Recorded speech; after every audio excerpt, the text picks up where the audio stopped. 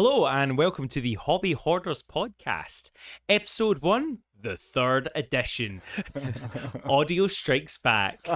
If you want to check out either the previous episodes, you can find them in full, including all the Patreon exclusives on our YouTube channel, the Hobby Hoarders podcast. But what is the Hobby Hoarders podcast? Who are you? Well, who am I? Well, that is a deep philosophical question. But the Hobby Hoarders podcast is a podcast about everything tabletop. And it's based off of myself, Sam Lowry, who is the founder of the Basic Brush YouTube channel. Check us out. We've just passed 500 subs. Woo woo! And I am joined by the giant of a man, the hero, the legend, the man, the myth. I'm really building you up now. Matt Geary of Geek Pride. Whoop, whoop, whoop. Bite ye. Oh no. We'll try to keep the Gaelic to a nice low level, mainly because neither of us actually speak Gaelic. Sorry to disappoint. But we've both been playing for a long time. How long would you say you've been playing board games, tabletop games, war games, painting, etc.? Since I was button nipper, early 80s, so born in 81, probably started playing board games when I was like 4. So Wow. 85, 86, Rogue Trader, which was the first 40k one, was like 87, I think. So Wow. And I mean, let's face it was acceptable in the 80s. yeah. I was doing a lot of pop culture jokes actually on my course this week, and nobody was getting them. They were all too young to be getting my pop culture references. I was like, oh no, oh no. You're old. I know. It's amazing when you start teaching someone and you realize that they were born in the year 2000. You know, these people don't know what floppy disks are. They've never played the original Space Crusade. It's funny you say that because I was doing some MI. And one of the other fellas was doing some like fake sort of names and stuff like that, so we could sort of run it through one of the systems. Yep. And he's like, date of birth, it's a loss of earnings thing, and I was like, he's like, date of birth 2000. I was like, why is he putting that in? They're going to be really young. And I went, no, they're not. They're going to be 22 years old. Oh no! I was like, no. I was like, wow. There you go. You can watch us both have mental breakdowns over how old some of some of our models. I mean, I painted a model not that long ago. We chatted about it in a previous episode where the model was older than me, and I think it was just slightly younger than you. I think Probably. not to rub it in, not to carbon date you or anything like that.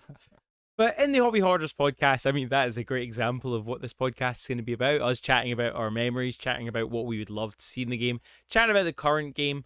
In each episode, you can basically expect four main sections. One section where we just talk about what's happened since the last time we saw each other or recorded the episode.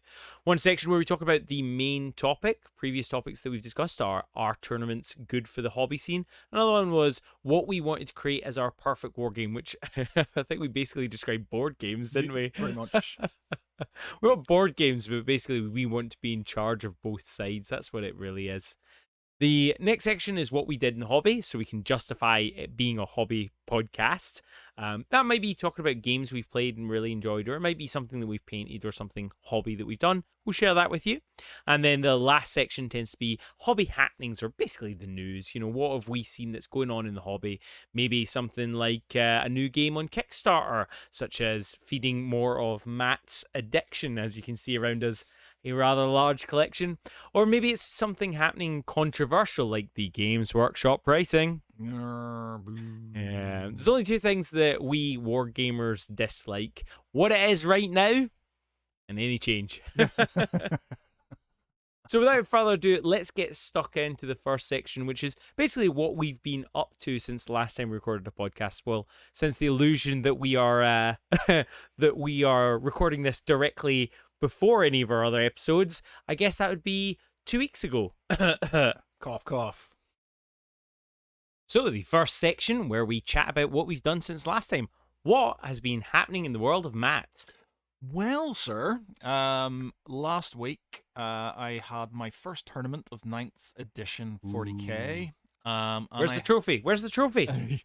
Yeah, there was no trophy. Oh. I didn't even get best sporting because they only had first, second, and third. And I got absolutely trounced. I brought a it wasn't even semi-competitive. I brought a Space Wolves list that I liked because I just wanted to. I had painted models and I kind of liked the look of them. So it was Dreadnoughts, Thunderwolf Cavalry, and stuff. In theory, on paper, pretty intimidating. Yeah. Unfortunately, most things these days ignores invulnerable saves, can shoot you from a distance, or if you're Tau, charge a close combat army with Tau, turn 1, and wreck your face. So, Tell me more. Tell me more. What was his list? yeah. So, So what was the win to loss ratio? Did you get? I won 2 and I lost 4. That's not too bad. A third at a tournament. Yeah, but it's just there was one like Eldar list at the start. I think I could have done better with.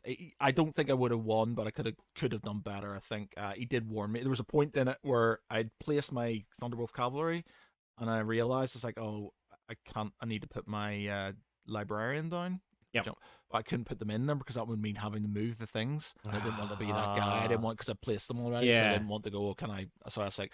So I put it down. He said, "You do know if you put him there, I'm going to fly up there and I'm going to snipe him." Yeah. And I went, "I've got nowhere else to put him. He needs to be there to buff them and stuff like that." So I was hoping for first turn. So, but he did exactly what he told me he was going to do. So he came in, sniped them dead. So I mean, to me, that sounded like he was going to give you the opportunity. I reckon if he'd asked, he would. Yeah, but again, I just one of those things. It's just sort of he had placed a couple of units and stuff, and I think it was unfair. So I just sort of it is what it is. So yeah, that killed a horde demon army. So Slaanesh and what's the word? Nurgle? Yes. I would say that's a funny combination because it was. Is it not like Nurgle hates Zeech and Khorne hates Slash, which to me has never made sense. I always thought Slaanesh, because they're the pretty ones, would hate on Nurgle because they're like the ugly ones. Yeah. But it's not. I think it's Nurgle hates Zeech. Which doesn't even make sense, because surely Khorne hates Zeech. Khorne hates Zeech because Khorne thinks that magic users are cowards, and he has loads of stuff to prevent magic. But I think in the lore, I could be wrong. Not sure, to be honest. It's but you new Warhammer 3's out, and you play demons and stuff. But yeah, so I kicked this ass. You know, it was a good game because he didn't have a lot of shenanigans. I was like, didn't have a lot of shenanigans. It was literally just hit each other and any greater demons. No, we just had lots and lots of poxwalkers, and he had the frog things, the big frog things. Oh yeah, the Forge World. I'm not sure, but he had loads of those. And chariots and things like that. So it was all very sort of kind of charge ahead attack. Yeah. He did he did have a greater demon. And it was like that and a group of sort of like 20 demonettes, and they do a lot of attacks on sixes. It's all rending and stuff. Yeah. Well, they don't have rending anymore, but you know, AP -3 and stuff. So like all those attacks would have been problematic. But then he said, right, I was like, so how many attacks? This guy says, yeah, it's 8 plus 20 or something attacks. Like this one guy had loads of attacks. Wow. And I was like, so he's going to do me more damage. And he kind of went, yes. And I went, right, everything against him. So all my Thunderwolf cavalry just hit him, and he died. He died straight away. So the demonettes hit me, but thankfully I tanked it all. I mean, that probably did emotional damage. Emotional damage. See, when your centerpiece just gets one shot, which to me has always been an issue with 40k. And he says with about 4 hammerheads sitting off the table. But in my defense, I've had them since the first release of Tau. So, your other game that went well? Against the second win was against a Terminator army, so Deathwing Terminator army.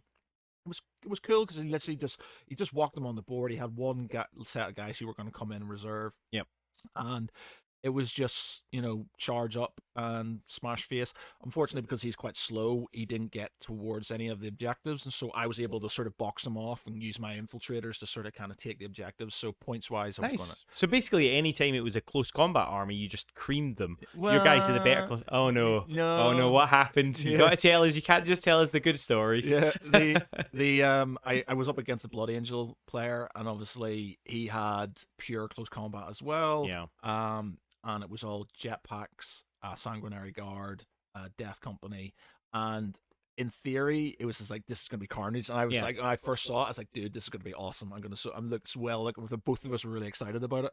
Charged into the middle, did some damage, and then he just swarmed me with all these jetpacks. And he was getting, you know, when guys were dying, they were getting back up and things like this, and +1 to wound. And do you have? Well, you obviously don't have Sanguinary piece, but do you have apothecaries in? No, we can't. We got wolf priests who can bring wounds back, right? But they can't with a stratagem. But you can't bring any models back. So he was bringing models back and stuff.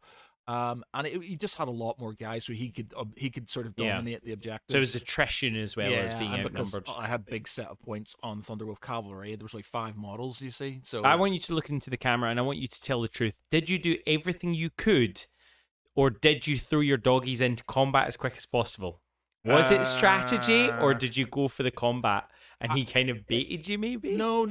In my defense, he didn't realize that I could heroically intervene as well, so he Yeah. made some mistakes on it. It's just sort of, but there was no other option for me because he would have swarmed all the objectives, so I had to get in and lock him down before that. And I did do a lot of damage. It's just that he started getting stuff back, and then he was able to sort of get everything in. Sounds like it was a good game though. Like, yeah, it it was was enjoyable. He was a good guy as well, and I really like everybody I played and enjoyed played. I had a little sort of like I got dicked by a toy player at the end, and I gave up early because I was like, I'm tired. Yeah, And 2 days of gaming is just a long I'm shattered, time. and you're those hammerheads were just sort of like rail gunning, ignoring invuls. The Necron player, I was just grim because Satania had 3 of them. They only have 3 wounds per phase. You can only do 3 wounds of them per phase if you've got a pretty much pure combat army. I mean, with that kind of special rule, they must only have like 6 wounds though, right? No, they've all got like Yeah. I can't remember how many wounds they have. 20, There's 30? like 9 for the Void Dragon, which I finally killed. I think he had 12 or something. But basically, he could hide them, and then when he was killing stuff, like my Thunderwolf Cavalry surrounded the Nightbringer to try and lock him down, and because they were, I had my Wolf Lord, and so he made them OBSEC, so I could keep that sort of objective and get the points. Yep. I thought I could hold him there, and then sort of that, and he just went dead. No Ouch. invulnerable saves. Oh. And it's like they're all -4 or whatever it was. And I mean, what you got to do in that situation is you got to make your opponent feel bad for killing them. Every time you killed a dog, you should go. I had 2 Terminators left by the end of it and stuff. And on the entire table? On the entire board. I had 2 Wow. Terminators left. He wiped everything out. And Ouch. I killed a bunch of Warriors? No, what are the sort Cryptics? of no. They're like Lich Guard? Oh, let me think. Stop Okay. throwing shit at me. They're like they're not scarabs. They are the bigger versions of them. Spider drones. Are they called spider drones? I'm not sure. Oh, they're called not temple, not ruin, tomb. Oh, not tomb blades. I'm not thinking about tomb blades. No. They're not called tomb spiders or Oh, something. maybe they are tomb spiders. Maybe I'm not sure. But the whatever. one that looks like a big spider that Yeah, spawns scarabs. Lots of them. He had lots of Mm. those. And I killed 2 sets of those and stuff. But Oh, the units. I yeah, thought they were he individuals. had lots of units of those. And again, I didn't. And I had flayed. He had flayed ones sort of kind of coming in reserve, and they were just taking the objectives while the Satan came around and sort of killed everything. So that was the only game where I was literally going to turn to him at the start and go, "You might as well just take the game, man, because I cannot compete with this." I knew I wouldn't be able to deal with it. The other ones, I thought, if certain things happen, I might be able to sort of get somewhere. Blood Angels list that I lost against, I thought, if I could do enough damage to certain things, I could deal with it. But again, he had too many units, and he killed a lot of my point scoring units before I could do anything, so I couldn't get the points. The Eldar one again was the same. I think I could have, if I dealt with that properly, I could have maybe sort of got a better. Or I might have got a draw out of it, maybe a win if I'd been sort of a bit more with my deployment and stuff. Necron player, I knew I was going to lose against. Toy, I knew I was going to lose against. So it was just. Yeah, it was just that. The fact that I got charged first turn by Toy was like, shows you the meta swings for us all. Yeah, I was like, I am a dedicated close combat army, arguably one of the best close combat armies in the game. Yeah.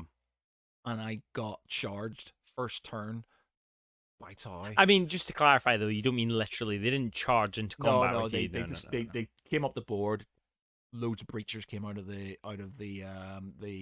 Devilfish, and then just shot me. I'm sure it's got a funny name. It's like Devilfish of Fury or something like that. It's got a hilarious name. And he actually did charge me with his No. tie afterwards. What? Because he knew they were going to die anyway, so he So he charged figured me. it. Yeah, because he charged me as well. So it's just like, so I killed them and I killed the Devilfish and stuff, but it was just like he had loads of crisis suits, and it was a Farsight enclave, so he had Farsight, and they were just sitting in the middle, kind of going, You're all dead. Yeah, I mean, anyone that plays Farsight Enclaves is an absolute cheese monster. But I've only got a little force of You're all Farsight. I dead. don't know what you're talking about. Don't know what he's pointing at. So yeah, it's and the tournament in general, like top 10, there was like 10 Custodes players, Wow. and there was a lot of Toy players, and they all sort of No, Dark mid. Eldar. Dark Eldar took There a was little one hit. Eldar in the top 10, I think, Yeah. but it was generally Their codex is pretty soon, isn't it? Eldar is. the Eldars are Eldar, next. Aldari, or whatever It they're does called. look pretty good. It's just going to basically be it's something to counter the Toy probably as they Yeah. just come out and stuff. The game's definitely going towards more lethal, I would say. Yeah, but I was going to do an article about this. I was going to do an article about sort of how Games Workshop. It's like a what's the word? It's like an abusive relationship and stuff. It's like in the end, I understand that they are a company and Yeah. they do this on purpose because if you make your next decks better than the last, people buy that stuff. Yep. They're a company and that's their model. It works. Problem is, as us as consumers, Yeah. you either have to accept that sort of abusive way of their the way they do it, um, or not play. Yeah. And it's just sort of one of those things. And people look. One of the things about 40k is really toxic and in certain ways, and there's a lot of Yeah. people who moan about it. It's a love hate things. I don't know anybody who doesn't sort of kind of have a moan about it. Loads of people in the group I'm in, they moan about it so much, and yet they still like the models and things like that. It's because they have this sort of kind of nostalgic thing hold of you, but then Yeah. also they're very good sort of businessmen and they know how to sell models. And unfortunately, power creep is the way they do it. As you saw, like the Custodes got this new decks, Tau got new decks, And jump straight up to the front. suddenly loads of people have those or bought those models. Have got I guess those you've and got stuff. to think of it a little bit like, your day in the darkness is someone else's in the sun. Your Space Wolves will have their time again. I don't think Space Wolves have ever had their time. Oh. I've done all right with them at the end of 8th edition when Wolfen were sort of half decent, but other than that, they haven't been ever been like super competitive. But yeah, it's just my sort of issue is it's like people the only way they will change Mm. their model and start doing things in a more cohesive way is if everybody turns around and go, we're not Yeah, having but this. they're not going to. Exactly. They're not going to. So they don't. They still do, now with the more and more people are 3D printing, and I would say that arguably now we're starting to see finally miniatures that are as good quality as Games Workshop. And I think that is, something in their minds that's sort of creeping around. But until that happens, they're still the cheapest in terms of like that quality, I would say. I'd question that. I'm not sure. They are good model, but you like somebody did there was like a meme and it was basically a Gundam. Yep. And it like showing you all the things that this Yeah. because they're all coming sprues and the price of it, and then like a 40k sort of like equivalent. It was one single model. Yeah, and it was just like it was ridiculous. They sort of like granted, sort of I'm not sure where they make the things. I think it's in the UK, so it's like it's all going to be more expensive. Whereas if you're getting it done in China or Japan and stuff like that, maybe it's cheaper and stuff. But can the viewers expect to see a nice picture on the screen right now of your painted army? nope. Oh, it wasn't painted, or you didn't like it? It was painted. Go on, do it for the tube. Put a little picture up. Maybe it's just like it got to the point. I hate batch painting. Like if I do a single guy, I can do it really well. If I batch paint, I make mistakes and I lose the will to live. So I've literally got I put 3 colors on pretty much everything. One of the dreads I painted most of ages ago, so it's kind of all right looking. The whirlwind I started off doing it, but spending too much time on it, so it has some nice edge highlights and stuff on it. It looks all right from a distance, but everything else, there's no washes, there's no sort of, it's literally 3 main colors and there's nothing else on it. I think that more people need to be confident and put their pictures up like that. I think we're too much in an age now of like Instagram where you see all these amazing paint jobs. It's a topic I would absolutely love to discuss about whether or not box art is in a way false advertising and stuff like that. Like, because I wish I saw more bog standard paint jobs. I mean, I think it's though they do. I think Forge World tried that where they actually instead of having them all photoshopped and whatever they do, they make them look sort of pristine. I'm not saying they've got good painters there, because there are some really good painters, but there is definitely a little bit of Photoshop going on to make them look better. I would say that's true about a lot of Instagram models. I'm calling out the entire the Instagram miniature community, but I would say that some of those are, brushed up as well. Like you can tell sort of ones like there's Angel, what's his Spanish painter, the Spanish painter. He does all the airbrush stuff. Angel. I'm not calling any of them out. I love all their paint jobs. No, but you think Angel Heraldes? Oh no, Heraldo. He doesn't do that. Like his models, you can see them. They're definitely as is. Yeah. They are sort of like he does them beautifully. I can't believe the Games Workshop have never paid him to do a miniature. But then again, they might have, because Games Workshop not great at telling you who painted what models. They used to be really good at it, but well, you got Duncan. He's sort of he came off his own side, didn't he? Yeah, well, his stuff's really good as well, and I'm pretty sure it's not. Have you subscribed to his academy? No, I'm on his YouTube. I've not done his academy and stuff. I'm the same. But yeah, so I think they did it where they had sort of like what looked like normally painted models. Right. You could tell the difference. Like you could see them. Right. It's like it's just, I don't know, so it sounds maybe slightly sexist or something. You see like you could do it with the guys as well, I guess, but you see a picture of a man or a woman on a magazine and stuff like that. Airbrush, and they look good, but then you see the reality and you're like, and I kind of prefer the first one and stuff. And it's just like, this is the way you are. You are an aesthetic creature. You like pretty things and stuff. And to be fair, if I shaved off my beard, it would be the exact same effect. You'd just be leaning over, throwing up at this point. So maybe we might see a photo, but you really don't want to give us a photo. Go on. It's just okay, I don't know. Fine. I'll work on them, folks. I'll work on them. As for myself, I have been pretty busy at work, but I did obviously make time for hobby. You should always make time for your hobby. Otherwise, what is the point in living? Definitely don't work for your entire life. But or get your wife pregnant. Or get your wife pregnant and then lose all your time. Yeah, well, a stumbling block for another time. Well, I'd rather I get my wife pregnant than you got my wife pregnant. That's very true. So since we last did it, I finished off a 5-hour paint job where I painted 58 miniatures using just the new speed paint, because speed paint has kind of been the thing that's popping off at the moment, which is exciting. I then decided that wasn't enough, 58 miniatures in 5 hours. I figured I can beat that. So I decided to try and do 200 miniatures in 2 hours. And to a certain extent, it has succeeded. I'll talk about that more later in the section after the main topic, what we've been up to in the hobby. In terms of anything else, I've been playing Divinity 2 again. Have you ever played the Divinity games? Oh, I absolutely love them. I have started and played it through so many times, but never got to complete it. Gus, Martin, you know who you are, leaving me hanging on that game. But I have the legends Robert and Connor now to play with, and we've been hammering that a couple of hours every Tuesday, and it's a lot of fun. It makes me, when I play, I don't know if you get this, but when I play a game, I want a miniatures game of it. Or when I watch a movie, I want a miniatures game of it. Have you got any series or anything you can think of where you wish that would happen? I want a John Wick miniatures game. And do you want Tom Cruise to be the character, or do you want the book described? No, not Tom Cruise. Am I getting confused? John Wick's Keanu Reeves. Of course it is. I'm thinking of Jack Reacher. Yeah. Which is still good. I was just watching John Wick again, and I was like, it's so good.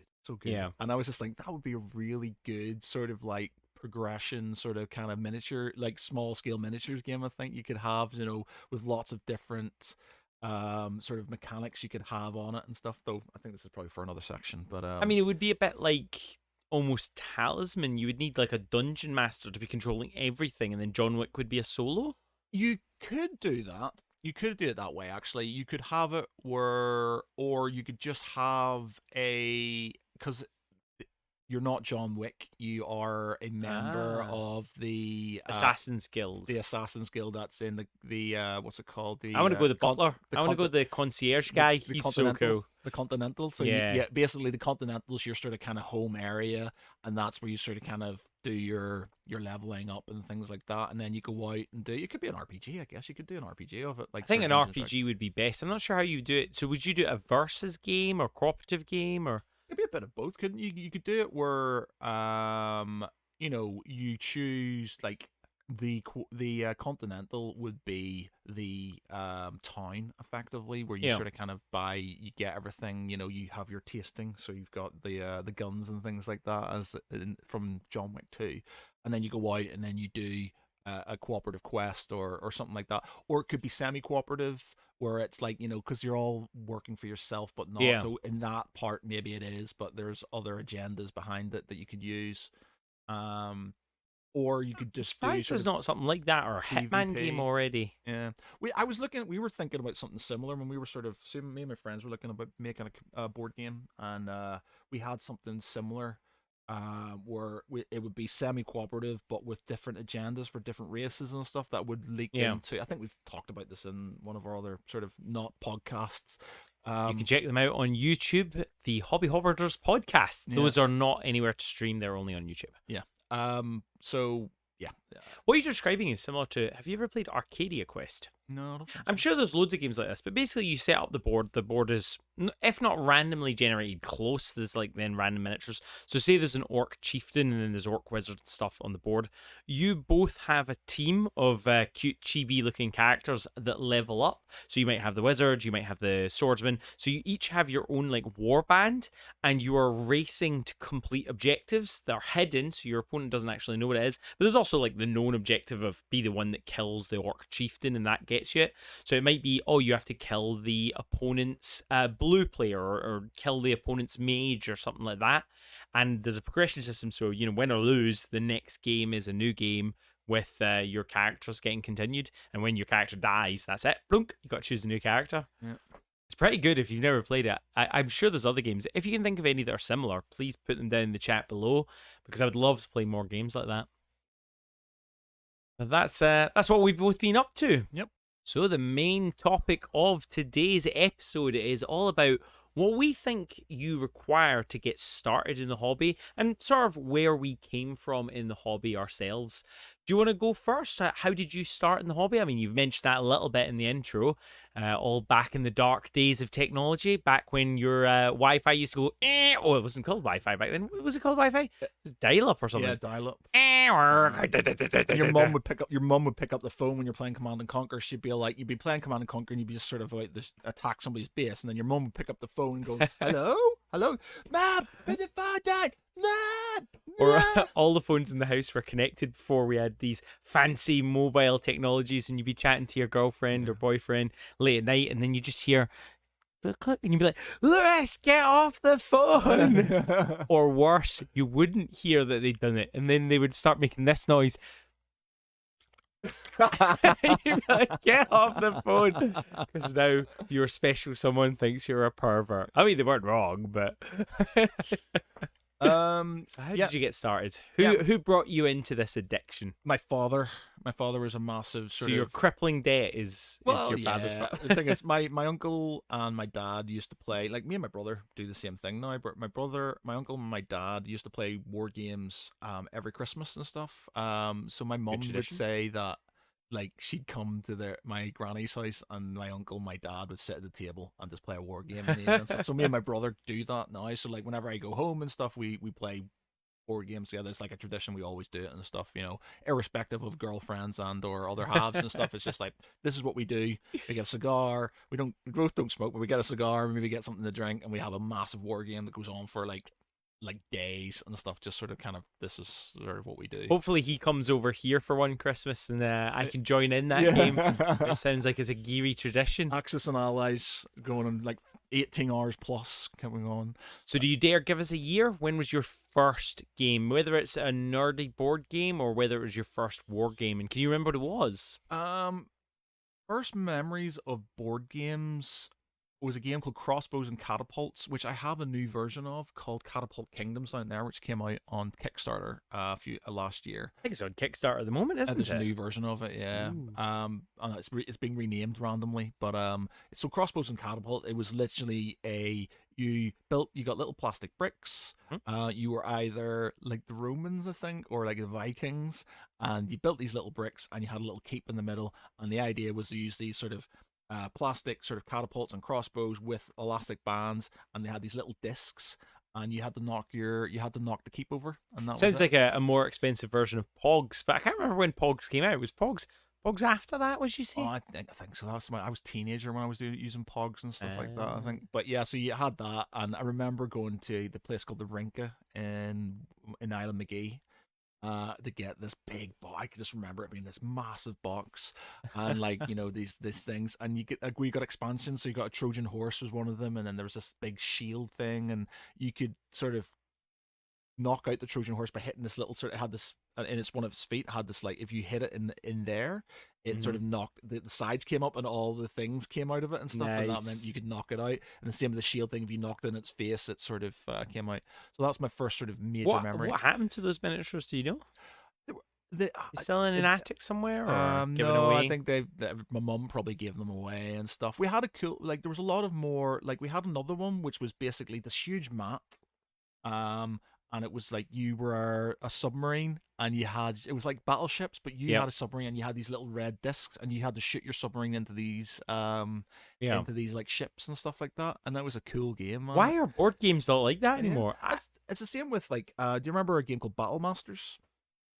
No, I don't know if I do. It was It's not the basically one you bought behind you that came with like 8 real knives, is it? oh, No. no, that's an Oh, awesome game though. But that's no Battle Masters is an old. It was a precursor to Fantasy Battle, kind of in a way, and right. it was basically getting kids into Fantasy Battle. So you had this massive map that was easily sort of 6x4 hexes, and obviously when you're a kid and you get this massive thing, you're playing it on the floor. You got like trays of miniatures like Chaos and Empire. You Yep. got a cannon and stuff like this, and you moved in the hexes, and you Sounds it was amazing. so good. You can still buy it. Like I was that Warbit we were at. Yeah. Somebody bought it for like 20 quid, like No. pretty much like brand new, and I was gutted because And I I was thought just my Spruce Crusade for a fiver was a good yeah, deal. man. It was just Ah. I've been trying to find that, and so the expansions are yeah, the expansions are quite hard to find. Yeah. Um, but yeah, that was an amazing game. I have very fond memories of that. It was my first sort of kind of wargaming experience, I think. Yeah. That one and stuff. So my dad pretty much he got me into 40k because he came home with some blister packs of some Space Marines and went, here you go, you might like this. And then I got Rogue Trader and What was your first model? Can you remember what it was? it was I got two blister packs, and one of them had an injured Space Marine, Yeah. and you can see it in the like. We could probably find it online, but it's basically a Space Marine sort of going oh like this with a bolt rounds obviously gone off on his pauldron and stuff. So there's like a Way big more graphic than it would ever be these yeah. So there's days. like a sort of like a chip out of his arm, Yeah. like it's a big gouge in his arm, and he's injured and stuff. That was the first one I Did he have remember. a chip on his He had shoulder? a chip on his shoulder. And then I had a box of Imperial Space Marines, which are going for a lot of money at the minute, but they were my first sort of box of Space Marines, I think. Wow. Trying to think what my favorite miniature. No. That's a topic for another time. What my first miniature was. I can't remember because I remember my brother got it was the Warhammer Fantasy box that had the Knights, the Patronians, and the Lizardmen, Seraphon, whatever they're called now. Can you remember what Seraphon. edition that was? Was that second edition or was that first edition? Not sure. Not sure. It's the one that also had the magic expansion, like that you could then buy for it. I don't remember if I had either of those sides. I think I was still a little too young. I remember my first army was Chance Jungle Fighters. You know, who says that men don't have unhealthy realistic proportions? These guys had biceps bigger than their heads, and I've just never made that a reality, sadly. Yeah, the thing is, you look back at the old models, and they weren't great. There's Yeah. it's the same thing with nostalgia. You look back at old stuff, and then you're like, that was so good, and then you play it or see it, and you go, that wasn't as good as I thought it was. And stuff. You look back at the old sort of. I've got a lot of old miniatures in boxes, places, and stuff, and compared to what you get now and what you're getting, the sculpts and stuff are more dynamic and better. Whereas back in the day, it was just the beaky Space Marines with Yeah. these sort of like they were tiny as well. And Are there any miniatures that you can think of that you would say are still better than the original models? I know. A hard one. there's ones with sort of Character. there's ones that Like you could get an orc model that was sitting on the toilet. They would never make that now. Yeah, well, there's a guy who did something similar. He used the old Magnus Calgar, who used to be. I used to have that model. He was sitting on his throne, but Yep. instead of having the throne, he was sitting on the toilet, and he sort of made it up. It was on one of the heavy metal sort of Facebook groups and stuff, and that was really good. It was really well done. Yeah, I think, it's good. I've got some old ones and stuff like that, and they're good in that because they came and you didn't have to put so much stuff together because they were metal and they sort of came in a big chunk and stuff. And normally came with hilarious slaughter bases. I'm so glad the days of slaughter bases are done. Yeah. But yeah, I, there's some models that kind of sort of have, yeah, they're nostalgia. They've got nostalgia, but they're not better than the models you get now today. They are definitely better looking models and stuff. For me, one of the ones is definitely Chaos Warriors. The old Chaos Warriors, the sort of ones that you might remember, the plastic ones with the shield and they had the body right in. The new ones that you can now get in the starter box set, whatever they call them now, battalion box set, whatever it's called, they have a bit more of dynamic poses, and they're all right. But for me, the old metal Chaos Warriors, they had such character. Like, they were all like, yeah. I mean, they released, I can tell you that some of them are better because they re-released Slado. You might have seen him. He won. I think the reason they re-released him is because someone won Crystal Brush, where they did this amazing painting where there was fire down one side, ice down the other, and the guy was stepping out of a portal. Oh, okay. I'll put a picture on the screen now. It looked absolutely amazing. I would say some of those old models would win. They're just, there is character with some of the old stuff. I just don't think they look as good and stuff. Again, it's just nostalgia and stuff. Like, there's an old Hammer page, and there's people who sort of sell old Warhammer stuff. And you look back at them, and the sculpts just aren't as good because they're all hand sculpted, so it's like a person. And there is some really good hand sculpting, but generally it's you can tell it's hand sculpted. I think what I'm comparing is the metal models to the plastic injection, which I think in itself is an unfair comparison because you would have. The reason that rank and flank became cheaper is because they could produce the same model 10 times. Yep. Whereas with the metal models, they couldn't do that. So each model was more unique. Yeah.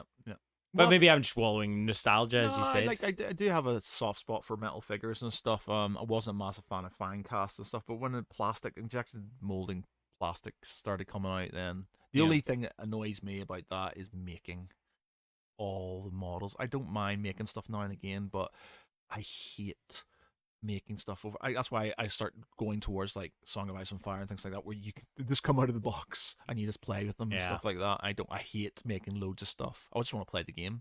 Yeah. I like the option of maybe to be able to customizing afterwards, but being able to just sort of play out of the box for me, and that's the one thing that Games Workshop generally don't do, if at all. It's literally everything comes pre-made, pre-painted. Comes in. It doesn't even need to be pre-painted. It can just be a color. Yeah. It could just be. It'd be like the Waterloo stuff I have. One's red, one's blue. They're click on. You can glue them on. I think their hex-based game. I know you've got a copy of it. It's the one where we couldn't remember the name, Night Vault or whatever it's called. Yeah, whatever that one. I think they're all different colors. I think the orcs are green. They are different colors. And the Spacey boys what's the same with like Blood Bowl, but they're still. You have to build them. You still have to build them. And building them is all right if you are you've got a small pile of shame, but when you've got boxes of plastic that need to be made, it stresses. Space Hulk. Did you have to build the Gene Stealers in Space Hulk? Yep. Did you? Yep. God, I don't remember that. I've had as far as I can remember, the only game that Games Workshop did where you didn't have to build stuff was early Talisman, Hero Quest, and Hero Quest. Now, technically, Space Crusade, you got them in there so you could click them in and then you could place. But the thing is, they did this really cool thing with Space Crusade where you could sort of, if you wanted the Power Fist and the sword, you could just sort of click it in, pop it, and the same with the guns, you could pop it in and take it out and stuff like that. I can't remember if they came on. I think they came on sprues at least, but you didn't have to do a lot of assembly. Yeah. But I remember getting Advanced Hero Quest. My brother got Advanced Hero Quest. I'm thinking, oh, brilliant! Can't wait to play this. And having to make. Is he up there? Oh, is that the remake? Let's see the remake of Hero Quest. Ooh. And I'm trying to talk into my microphone this time and not away from it. Yeah, so that's the new one. I've got the old one as well, but Advanced Hero Quest came with the Skaven and everything. You had to make them the same with Advanced Space Crusade, which is here. Yep. The Nids and the Space Wolf Scouts and stuff that you got, and that you had to build them. But before we move on too quickly, what is the best thing about Hero Quest? It's the gargoyle. The gargoyle. The gargoyle. I love the fact that that guy did a review like of the new one. Did he? Yeah, have you not seen it? That's fantastic. Oh. Put a link down below if anyone wants to watch that. So that's what got you into, and that's what you really enjoy about it. What would get you into a game now? Not the question of what do you need to get into a game, but what would tempt you about a game now? It's a mixture of pretty things. Mm-hmm. I like pretty things, so if it's got nice miniatures, then I generally sort of kind of like, ooh, I'm trying to stop that. It's the same with Kickstarters, isn't it? If the Kickstarter's got miniatures, put me in. Yeah, pretty things. Take my money. Scale as well. I like I like longer games. Yeah. So if somebody says you can play this in an hour, I'm like, I'm not interested. I mean, there is a little bit of appeal of it because you could play several. You could play a campaign of them, couldn't you? Yeah, it's just for me. Like this is. Bear in mind, me and my brother played a 6.5 hour game of Age of Empires last night. Not last night. We did 3.5 hours last night. 6.5 hours the night before last. I mean, that just tells me that you're bad at the game. Well, it's not that. It's just we're very much a case of building sort of bases and things, and then trying to find weaknesses, strategy around instead of the game being a rush. Yeah. And it's not the same board games, but it's like we like sort of really sitting there and thinking of Yeah. like chess, where you're sitting there and you're thinking about. Don't get me wrong, I don't mind quick games like the what's the card game called? I've got multiple copies of it, and I can't remember what it's called. Codenames? No, it's not Codenames. It's the other one. Alliance begins with an A. No, it's the one where you're Resistance? the Resistance. Yeah, the Resistance. Yeah, the Resistance. So that's quick. Is it futile? Say it again. Is it futile? Resistance. Is it futile? Yeah, okay. Futile. I say futile. Yeah. He said futile. Ah. Okay. Yeah, but I like sort of scale as well. I like the idea of there being lots to it and stuff, so you can expand on it. So even if it's a shorter game, if there's expansions, then that generally gets me in zone. The reason I went all in on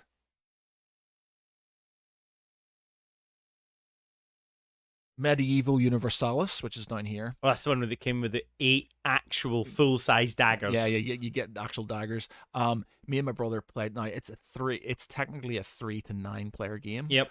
And it's like Risk meets Axis and Allies meets Total War. Because it's got all kinds of stuff. You get metal coins with it. It's a beautiful. I did a review for the site on it, so it's a really, really beautiful game. Yeah. It takes a long time and stuff, especially if you're more players. I think it'd be great with 9 players because it's all diplomacy and things like that. I mean, I would love to play that kind of game. As soon as you tell me there's 9 players, though, you can tell that the game at a minimum is 9 hours long. Oh yeah, it's a long game. Like me and my brother, we played each with 3 player. We had 3 factions each, and so like I played like the English and the Don't say the French. Do not say the French. No, They my would brother was never be an ally. No, my brother did the French. I was the English, and I think we all had a sort of an Easter sort of like an Eastern army as well, and so we had one sort of in the, and I think it might have been sort of the Rus or something like that. I can't remember who else it was, but one in the sort of in Western Europe, one in the middle, and one in the end and stuff. So you could sort of fight each other in different areas, and it was good, but it isn't designed for 2 players. It's designed for 3 to 9 players. I'm the same. I love long games. It's a game that I play where it's one of you plays the dungeon master effectively and controls those Gribblies, and everyone else plays the heroes. And I liked playing this, especially with Chris, etc. And one of those games took us 14 hours because it's opposing.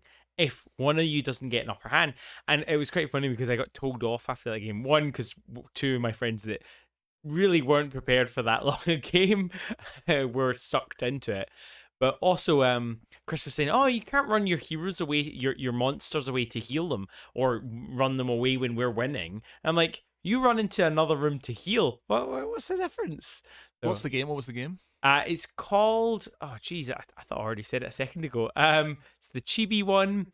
It's by Ninja Division. It is called not Arcadia Quest, Super Dungeon Explorer. Yeah, Super Dungeon Thank Explorer. goodness. But no, I wouldn't recommend buying that, to be honest with you. Mainly because of the whole controversy behind they may have taken some money and run. You know, one of those Kickstarter companies. Basically, someone Ninja Pop, whatever it was, went bust, got bought out by someone else. So it's not really their fault that they're dumped with all of the debt, but someone took the money. Yeah, of course. However, Arcadia Quest, by a completely different thing, that's amazing. That I would love to play with you at some point. I think you'd enjoy it if you could get over the chibi aesthetic.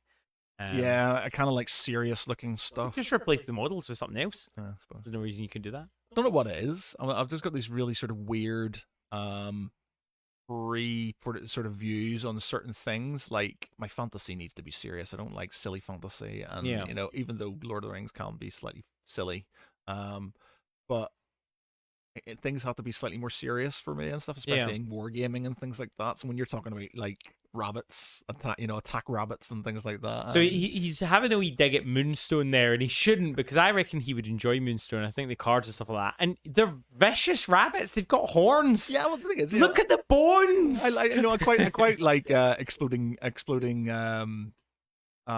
exploding kittens. The card game, Exploding Kittens and stuff. And it's just in my mind. I'm like, war must be serious, and I like serious war games and stuff like that. But so when you're giving me little silly sort of rabbits that are sort of vicious rabbits and the holy hand grenade and things, I'm just like, not sure. Desperately looking around to see if he's contradicting himself and seeing if I can see a silly one in this massive collection. Sadly, not. There's a lot of World War II stuff. I think you said you play that with your brother. Yeah. No, I like silly stuff. So we both got into our games a long time ago. We've been long-term addicts. I know for myself, I definitely had that stage. When you're in uni and you're trying to be cool, and you're more interested in girls and boys than you are interested in wargaming. Did you ever have that stage where you sort of burnt out? Yeah, it wasn't because I used to play, and like my thing is, I didn't have a lot of people to play games with. Yeah. My brother at the time was. He started playing games, but then he was obviously a lot cooler than I was and I am. And so he sort of was off sort of doing stuff with his friends. Did you listen to the podcast? Yeah, off doing things with his friends, and he so we didn't play as many games together when we were sort of kind of early teenagers and things. And then the people who I would play with, they moved, so I didn't have any. So it was me and my own. So I started getting into Napoleonics. My dad bought me some new Napoleonics and stuff, but he wouldn't play with me because he wanted me to learn the rules. Yeah. And I wanted he would sort of play his computer and things, and then sort of, have you learned the rules? And that, no, not yet. And then sort of, so I set up battles on my table and stuff on my own and things. So I didn't have anybody to play with. You would set up all the games, but you just didn't want to learn the rules. Oh no, I tried, but then my dad would come in and go, right, so how does this work? And then he'd question me, and then I'd be like, and then he'd just be like, you haven't learned the rules then, have you? And stuff. And then sort of like, it was like a tough love sort of thing, learn the rules, and I wasn't learning them properly. And so and then it got to a point where girls obviously became a thing. And that's not saying girls can't be nerds and into wargaming, but at the time when you're a kid, you're not thinking that way. You're thinking they're going to think I'm a nerd and don't want to do it. Yeah. There was it did have like a wargaming club in school, play some Blood Bowl and things. But again, when you were sort of like, you're a part of the Warhammer club, therefore you're a super nerd and you're not going to get sex or anything like that. So you stopped. So I stopped for a few years, played rugby. I was in the rugby team. Yep. And it was only coming into university, I joined a Please tell me you were a LARPer. Please tell me you were. It was a LARP club, but they did wargaming and stuff. So when I'd always been into it, but it was sort of like, especially when I was a teenager, it was like I'd go in and I'd buy and I'd paint models and stuff on the sly because it's like I didn't want people to know I was into that sort of thing.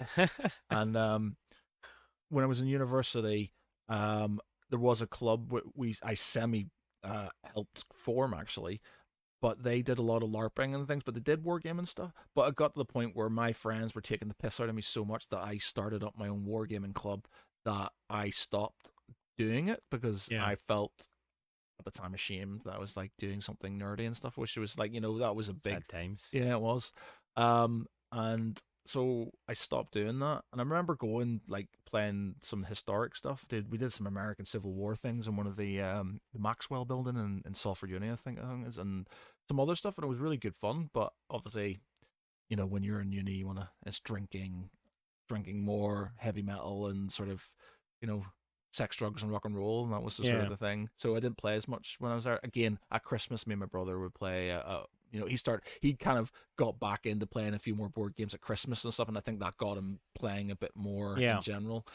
Does he collect his own armies or anything like that? I get him now and again when he can't make up his mind about what he wants for his birthday and stuff. I generally buy him some miniatures and things, and he'll build some and not others, and he's into it. I think he likes playing, but I don't think he's got them because he's super active. He does sports and he does sort of drone flying, and he's the one of the sort of guys who gets up early and watches the sunrise at sort of 6 o'clock in the morning and with people, and sort of goes off wakeboarding and stuff like that. He's sort of in that, but he likes his board games. Makes me laugh about you say about historics though, because there tends to be like a stereotype in the hobby that after you hit a certain age, that's when you suddenly just click and go, you know what, I want to use World War One, World War Two tanks, or you want to play the Romans, etc. But it sounds like you've had that forever. Yeah, pretty much from the start. That's because my uncle, my dad were really into historic stuff. Yeah. So we always played. I remember playing old school hex based war games with my dad. Battle of the Bulge, which is like a hex based sort of with the square sort of like division markers and things like that. I mean, did Games Workshop exist? Yeah. So I was still around. Games Workshop did historic stuff back in the day. Yeah. They did the ancient stuff, like very old school sort of like ancients things. Like it would have been very start of Games Workshop. But yeah, so historic stuff I've always been into, just never been able to play it, and I don't think I've played any historic game bar World War II stuff. Yeah. Rank and flank historic stuff since like that university when we played that game of American Civil War and stuff. So I mean, I've got a Roman army, unbuilt Victrix models, because they're just gorgeous, and I would love to play a game of them. My plan is, if I can't convince anyone to play it, I'll sub them in for Game of Thrones and be like, yeah, these are, I don't know, unsullied spearmen or something like that. Yeah. Because they use the same shape of base, funnily enough. New FAQ, Sam. New points. New points. I don't know if that affected me at all. You got, I think, one of your two the characters, yeah. Two of That's your for characters. news. That's for news. Yeah, okay. We'll come back to that. Spoilers. So, I mean, we've talked enough about how we got into the hobby. I think it's time to say, what do you think people need to get into the hobby? I mean, I guess you need... Do you need another player? You need a guiding hand, I think. I don't know if you do. I think first thing you would need is a local friendly gaming store, preferably, or, find a good online store, because there are plenty of games now that are actually solo play. So technically, you would only need a table, a good size table. Solo play games.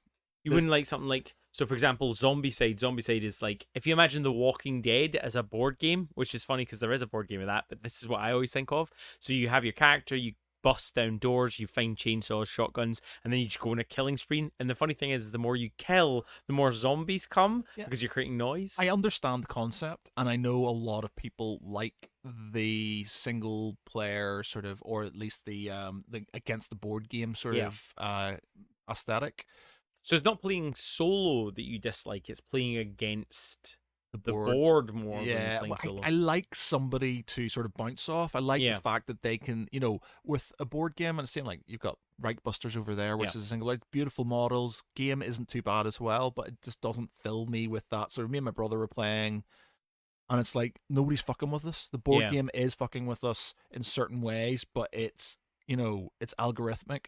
You could sort of, in a way, you could figure it out. You could, as there's only a certain amount of things it can sort of do. Whereas I appreciate there's cards and there's sort of randomness in it and stuff. But if you're like, Descent, if you're playing Descent or something like that, and you're literally, I'm choosing what bad guys are going down. I'm choosing what cards to throw at you and stuff. Like, for example, my friend has never forgiven me for this, but when we were playing first edition of Descent, and he's notorious for being a loot ninja, like literally just running around taking everything and stuff. Like, well, I'm opening this chest, I'm opening this, and he'd just run to the chest and stuff and take it. And I knew this was going to happen. Yep. So there was a chest there, and I had a card called Curse of the Monkey God, which basically meant as soon as you played that and they opened up a chest, they got turned into a monkey, and they dropped everything and couldn't do stuff like this. So he went straight up to the chest, opened it, and I went, Russell, Curse of the Monkey God, and I put it down, and he was just like, no, and did he still talk to you? He just like, it's just like every time he's annoying me, I'm like, Russell, Curse of the Monkey God,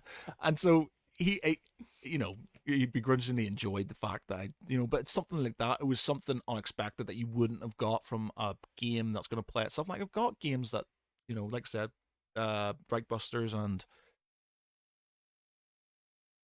I think Nemesis is against the board as well. I mean, you're going pretty all in on that one if that's the case. Yeah, but Nemesis is see, I can get against the board, but against other people as well, because you're using because in that one, yes, it's against the board. It's got specific ways for things to happen, but you've got your own agendas, and you can basically be somebody who's trying to over other people and stuff, so you are playing against other people and stuff as well.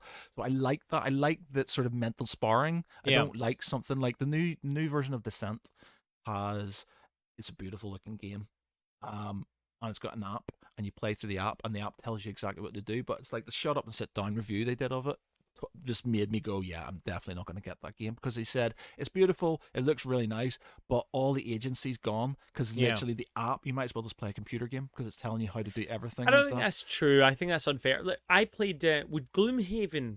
Have you heard of Gloomhaven? Yeah. Would that appeal to you? I played that during lockdown on Tabletop Simulator, and oh my goodness, it was so much better, because you pushed a button and it just set up the board for you.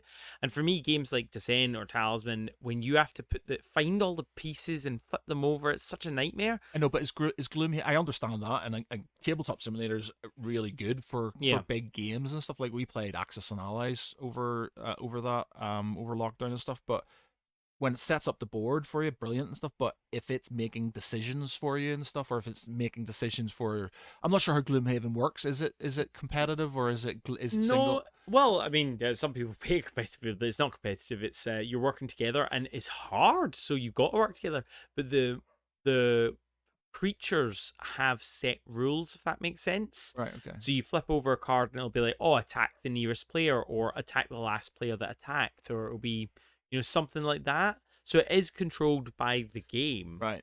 So that just immediately puts you off of it. I don't hate it. I just like having somebody. I think it's being able to compete against somebody in a way. I like that, even if it's a dungeon master and stuff. And the dungeon master, even in Descent and stuff, they're not there to win. They're just they're there to make things harder for you and stuff. Like when we played it and stuff, there's like I had no. As much as I could technically win certain missions and stuff like that, I wasn't there to win the game. I was there just to make things harder for you guys, to sort of make it sort of more interesting. Whereas if I just sort of let you go through things, you sort of blasted it towards the end, but it was. That was mainly because you made a mistake. Yeah, I made a mistake, and you were getting way too much loot than you should have. But you can watch all of that. I'll put a link down below where myself, Matt, and Neil play through. Was it No, it was Descent. Descent. Yeah. Yeah, it was good.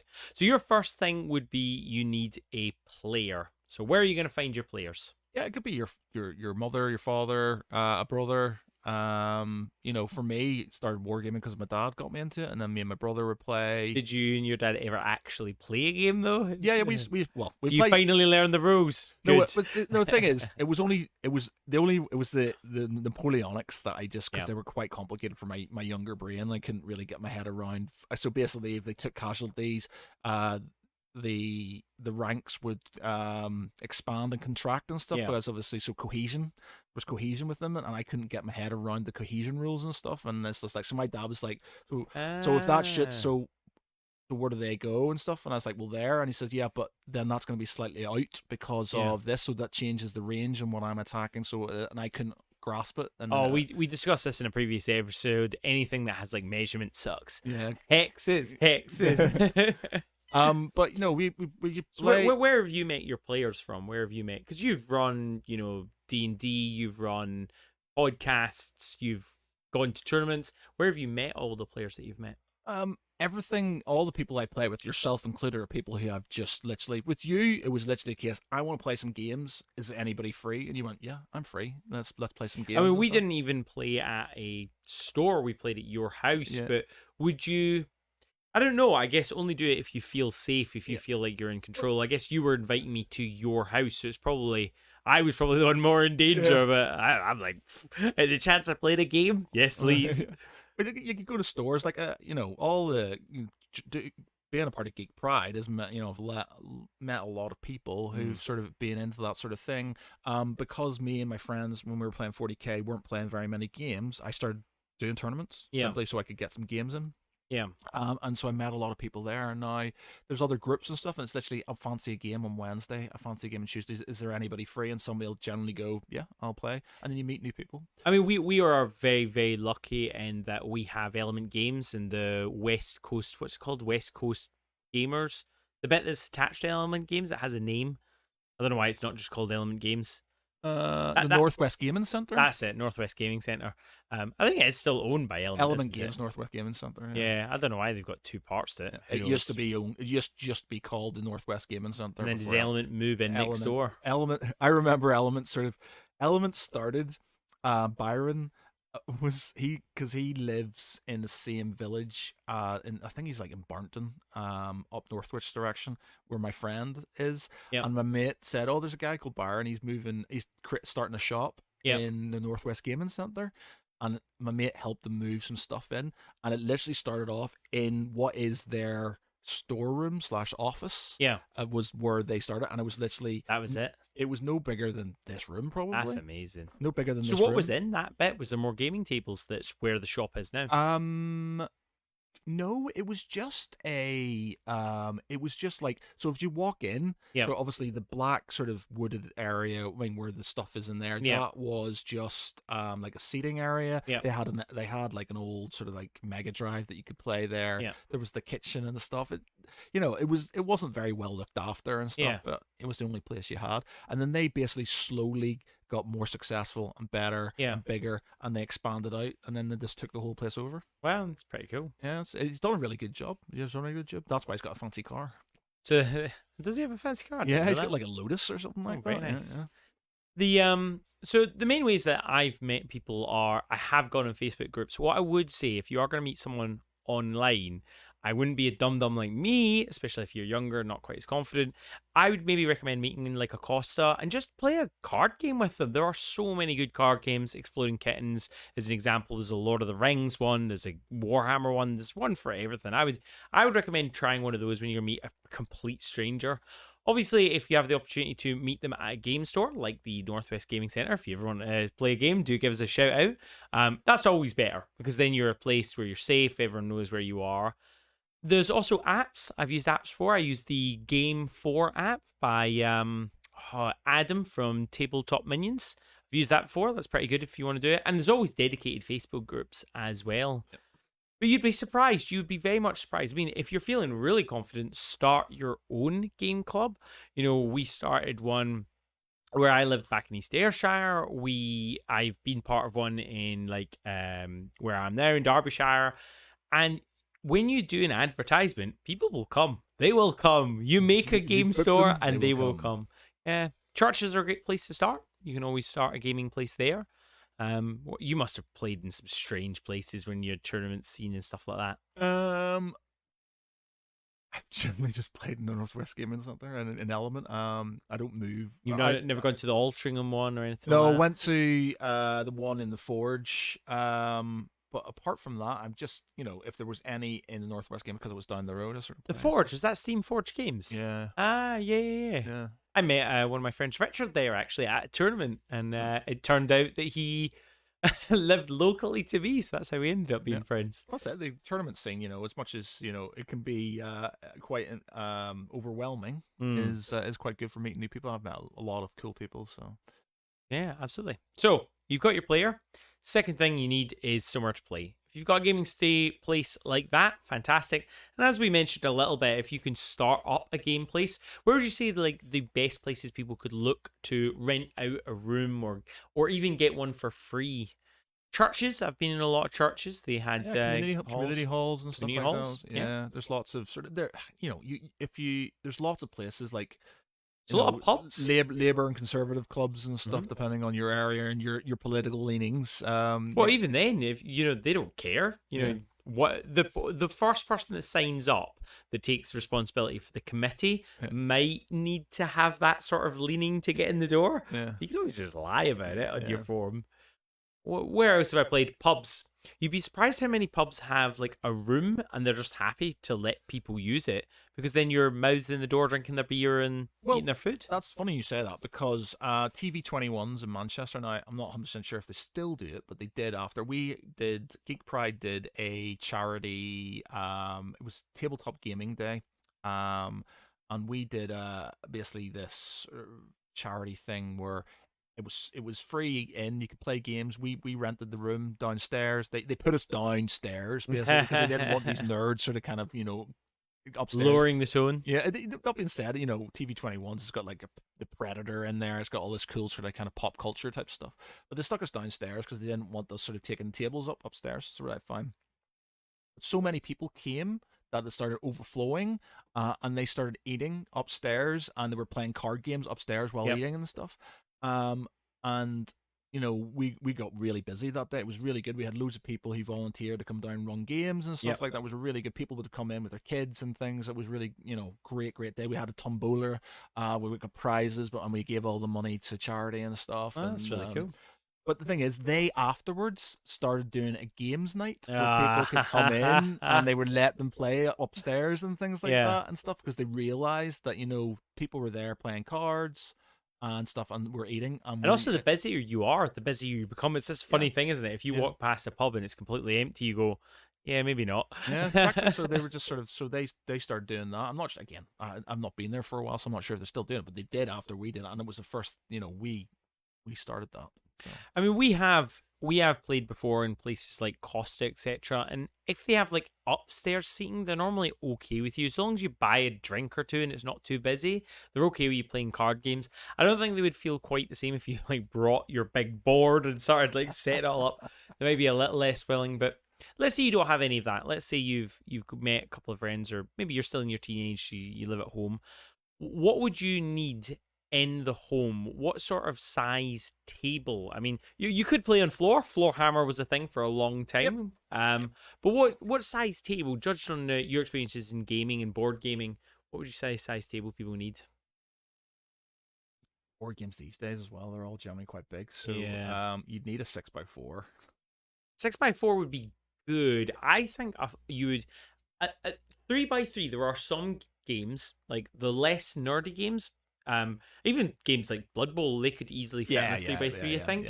I think a 3x3 would be absolute minimum I'd go. You can play games like Moonstone, Vanguard, etc. on those. And it's also big enough for a board game. I do agree, though, if you're going to go for a war game, what is the standard size for 40k now? It's changed, so it's not. It used to be 6x4, but it is now 4x. Is it 5x4 now? I think they've taken a foot off it. Right. So it's literally this mat here is standard size for a 40k game. Then, so I would say this table's about my height, so it's got to be about 6-foot table. Yeah, so this is a 6x4 table, so it's I think it's a 5x4. I think is the sort of standard battlefield, which is better for close combat armies or Tau that want to come in and blast you in the face with breachers. The other solution that you have is if you don't have the opportunity for that, I have used for a lot of time. I moved a lot, so I didn't want to invest in like a nice table. So instead, I bought the camping tables, the fold-out camping tables. Now, the fold-out camping tables are good for two reasons. Firstly, they're 2 foot by 1 foot. So put them together, that's a 4-foot table. You can do the maths. What? 2 so foot they're by 1 2 foot? foot. What? Okay, they're 3 foot by 2 foot. Well, that's 5. Well, they're not square, so they're longer than they are square. Maybe they are just 1 foot across. Really? No. They must be bigger than that. Whatever. When you put them together, 1 foot. they give you a decent That's size. not going to be 1. It's going to be 2. That's going to be. Got to be 2. It's going to be 2. So it's 2 foot by 4 foot then. Yeah. Okay. Because if you put them together, that makes a 4 foot by 4 foot, isn't it? Yeah. Okay. So Well, this is 4 foot. yes. This edge. Yeah, so two of them together would be that fit. Right. So they're 2 foot by 4 foot most picnic tables. So you could put them together. Now, what I would say is if you're going to buy the picnic tables, make sure you don't get the ones with the clamps on the sides. Make sure you get the ones that are clamps on the bottom. Oh, yeah. When you have the clips on the side, when you push the two tables together, the two clips normally get in the way. So you end up having to have your table slightly staggered. Yeah, you could do those decorating tables that you get and stuff like that. Those one you get the full. I've got the plastic ones. You fold them and unfold them in half, and they come out, and they're about sort of 2x4 and stuff. Yeah, I think they're a lot of the time. They've got a special name, like a plasterer board. No, a wallpapering board. There's two types. You got the ones which is like it's literally a fold-out table. You can get them on Amazon. They're like literally they've got a handle as well. And you can fold them out. They're white. They've got legs. They're about 2 or 4, and like 1 or 2 of those, even one if you're out of push and stuff. But on top of that, if you needed it to be even bigger, like I want to say chipboard, but you can get lighter than chipboard like at any DIY store. What's it called? That wood. It's wood. MDF. Basically, they're big sheets. You can normally get them from places like B&Q or, for our American audience, Walmart. What's their equivalent of Put down below if you've got any equivalent clues. of B&Q? The Hobby Station. I've no idea if that's what it is. No. They must have whips. Bed, Bath and Beyond. Sure. Those kind of things. You'll know what we mean. The DIY sort of stores. You can even get it in IKEA if you wanted to. You could go to IKEA. But if you get a couple of those, my recommendation for those is, yes, a big one is great. And a big one is much easier for putting on the table and not needing to worry about like bending and stuff like that. But they're hard to store. And if you try and store one of those big boards, you got to worry things about warping.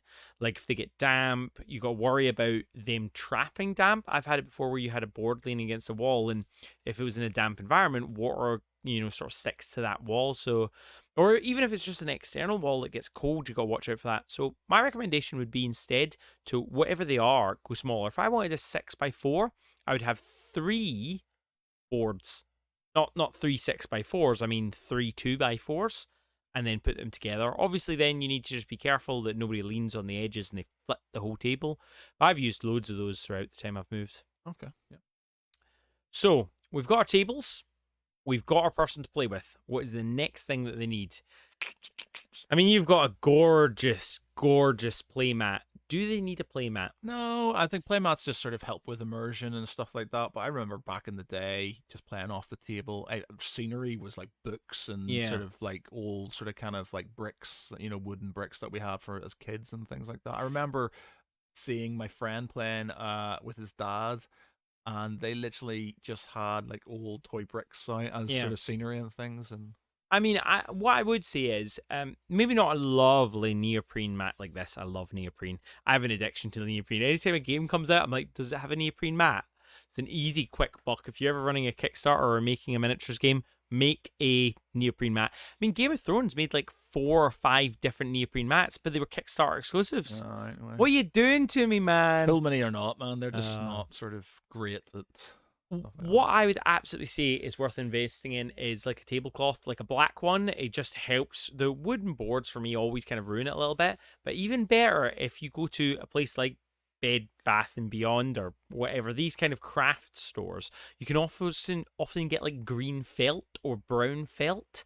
And I think that works really well. That's what I played on for years. Me and my brother, when we were playing Song of Ice and Fire at home, and my mum didn't have obviously a mat, and I didn't bring one. We just used her white tablecloth because it was snow, and we just sort of there we go. White tablecloth. Yeah. And that way, if either of you actually like spilled wine or stuff, that's a blood splatter thing. Exactly. Although I'd imagine Mrs. Geary would skin you alive if you'd spilled something like that. I mean, my mum's quite mellow, to be fair. Is she? Yeah. Fair enough.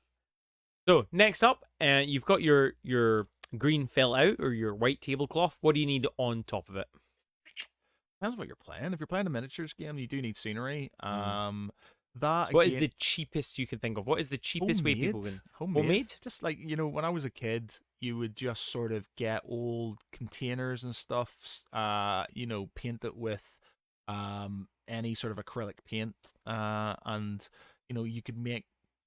We had an old Pringles tube that was wrapped in tin foil and had a sort of drawn on nuclear sign and stuff, and we had it in Nice. the middle of the board. Your pride of place. And that was sort of like, I remember playing a 40k game where my brother he converted Warhammer Fantasy Wizard, dwarf wizard, with a las gun. Sounds like a squat to me. Not a lot. Well, it looked kind of. It was because my brother ran squats. It wasn't a las gun. It would have been a las cannon. Old school las cannons. One went on the shoulder instead of the sort of kind of that. Which 40k race has the best legs? No idea. Squats. Right. Wah, wah, wah. So he had that, and we were getting to the point where we'd said, you got to be careful of this because if you blow it up, it blows up the entire board. And my brother sort of had this idea because he was allowed to use the spells. My friend said he could use, because he kind of played fast and loose with the rules and stuff. He said, okay, you can, he's a wizard you can use the spells. He's got an invincibility spell, so you can't get shot sort of a certain turn and stuff. So my brother had this bright idea that he would run his trike, one of his squat trikes, into the thing in the middle, blow it up, kill everything, and he would have the only thing left in the board on the board. And did that work? Yes. Did you live it? And he won. Wow. Because he had the only remaining. And how many years ago was this? This would be the 80s. This would have been sort of 90s. And he's still bringing it up now, 20, 30 years later. He's over it. Matt's brother, he's over it. Yeah. So he had squats and harlequins. But yeah, we just like boxes. I remember the green felt. They used to have that green felt stuff. We used to have that. We used to we would put our books and stuff under the green felt, and then boom, hills. instant hill, which frankly are better than some of the modern hills. I mean, you've got some lovely stuff to show us later, but so often on the Games Workshop stuff, they were beautifully sculpted, sloped hills. They were terrible for miniatures. They would just fall off down them. Whereas a book, you're either on the book or you're not. Yeah, that's the one thing when I bought those hills over there, and in general Wargaming hills, it's all well and good. Like, because we used to have the battle boards, which were like molded, and they had these beautiful sort of kind of like things. But you said you stick them on the side. If they're not weighted properly, they're just like falling over. So you couldn't stick them on the slope of the hill, which is annoying because it looks nice, but it wasn't practical. Whereas if you got stepped hills, you could go right fine. It doesn't look as good, but as practicality goes, you can stick guys there on that level or guys on that level. And so one thing I will say that's a really cheap, quick way of creating some nice stuff is I love to have moss and little stones on the board. Now, I've bought fancy moss, obviously, that you can get, and then you pack it away in nice stones. But, back in the day, we used to just literally get, like, green wool, chop it all up, or even if my mum was feeling generous, she would plait the wool, and then you would have like a little hedge. Oh, okay, cool. Or just like little clumps of stuff and stones. For sort of smaller scale war games like Flames of War or like Napoleonics and stuff, you can use bristly plain doormats as cornfields and stuff. That's a great idea. Yeah. So they look kind of like, and you can cut, I have seen ones where people have cut stuff out of them so they've been threshed and stuff. Yeah. And it looks just like a cornfield. That's amazing. And it's a really good idea and stuff. So you can make cornfields out of that. I use the the green scrubber pads. You get like an A6, a little scrubber pad. You just cut them into like quarters and then fold them in half. Boom, instant hedge. Yeah. So terrain doesn't have to be hugely expensive. A lot of terrain can, you can use stuff around the house. It's not too hard to sort of. But I would say that as you progress more, like after you've bought your first army, I would definitely invest in some nice terrain. It really does improve stuff if you get some nice 3D printed terrain or MDF terrain and like get cardboard stuff. These the battle systems. I got a load of battle system stuff. I've got the medieval stuff and the fantasy stuff. Yeah. So terrain sorted. Yep. What do we need next? Dice, lots of. I mean, if you're 40k, especially if you're something like an orc player, you need like 1 million of them. But you don't need to get Games Workshop dice. There are loads of places that you can get dice from. Are absolutely fine. I don't know about you, but I've always been suspicious about game dice. I remember we used to steal all the dice from all the different board games in our house. Yahtzee, one of my favorite games ever, still probably has no dice. What about what's the pigs one? I thought that was your favorite game. Pass the Pigs is excellent as well, yeah. But my favorite dice game is Yahtzee, which is so good. Yeah, Pass the Pigs is amazing. We did a little review of that for the channel, and he was going to give it a -star just because he couldn't think of any other criticisms. Disgusting. Disgusting. Maybe it's because I'm an IT trainer and I get like basically rated at the end of each course. But I'm always like, if you don't have a reason, if you don't have a suggestion how you can make it better, give a 10. I also worked in sales for a long time, and the 9s and 10s are growers. Basically, if you give it a 9 and 10, you're reasonably likely to mention it to someone else, and so that's what companies always wanted. They wanted 9s and 10s. So I'm afraid I'm corrupted by that. If you give me an 8, that means you hate me. You thought I was rubbish. So you've got your tons of your dice. Measuring tapes, again, there are loads and loads of cheap stuff. In fact, there are some really nice alternatives. Do you play any games that require like measuring, but you don't use a measuring stick? Um, Remember the old Games Workshop one that you used to get? It was like a red thing that you whip your brothers with. Oh yeah, they do give you that little plastic sort of kind of measuring thing. Obviously, Song of Ice and Fire does give you a little cardboard sort of They measuring. do. I would love to give a nice acrylic one. Yeah. A lot of games that, like Moonstone with the floppy rabbits, they do like a little, it's like an acrylic L, but sort of with multiple bumps. Basically, one side of it is 4 inches, one side of it is an inch, one side is 2 inches, one side is 3 inches.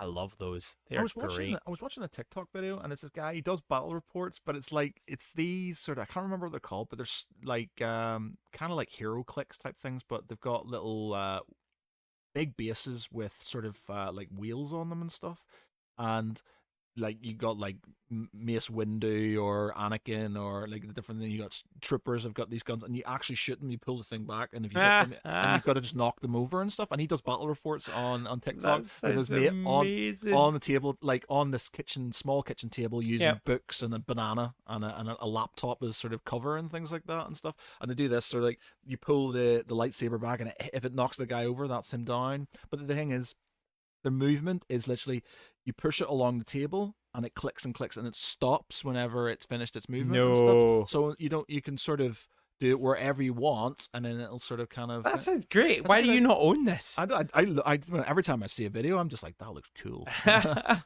that's the thing, isn't it? Like so often, like the inventiveness of games just gets brushed under the map. Yeah, I think that's a good one, because you could just go do it. Like it's not as hard, it's a bit harder for 28 mils and stuff like that. These are sort of bigger sort of ones, but literally being able to do that, and then so you don't have to worry about sort of measurement, because it's measuring it in its base. Sounds great.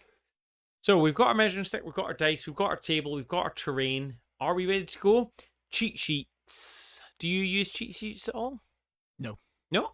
So pretty much every tournament and game system that I play has a cheat sheet. You can normally find them online. I'd imagine there's ones for 40k as well.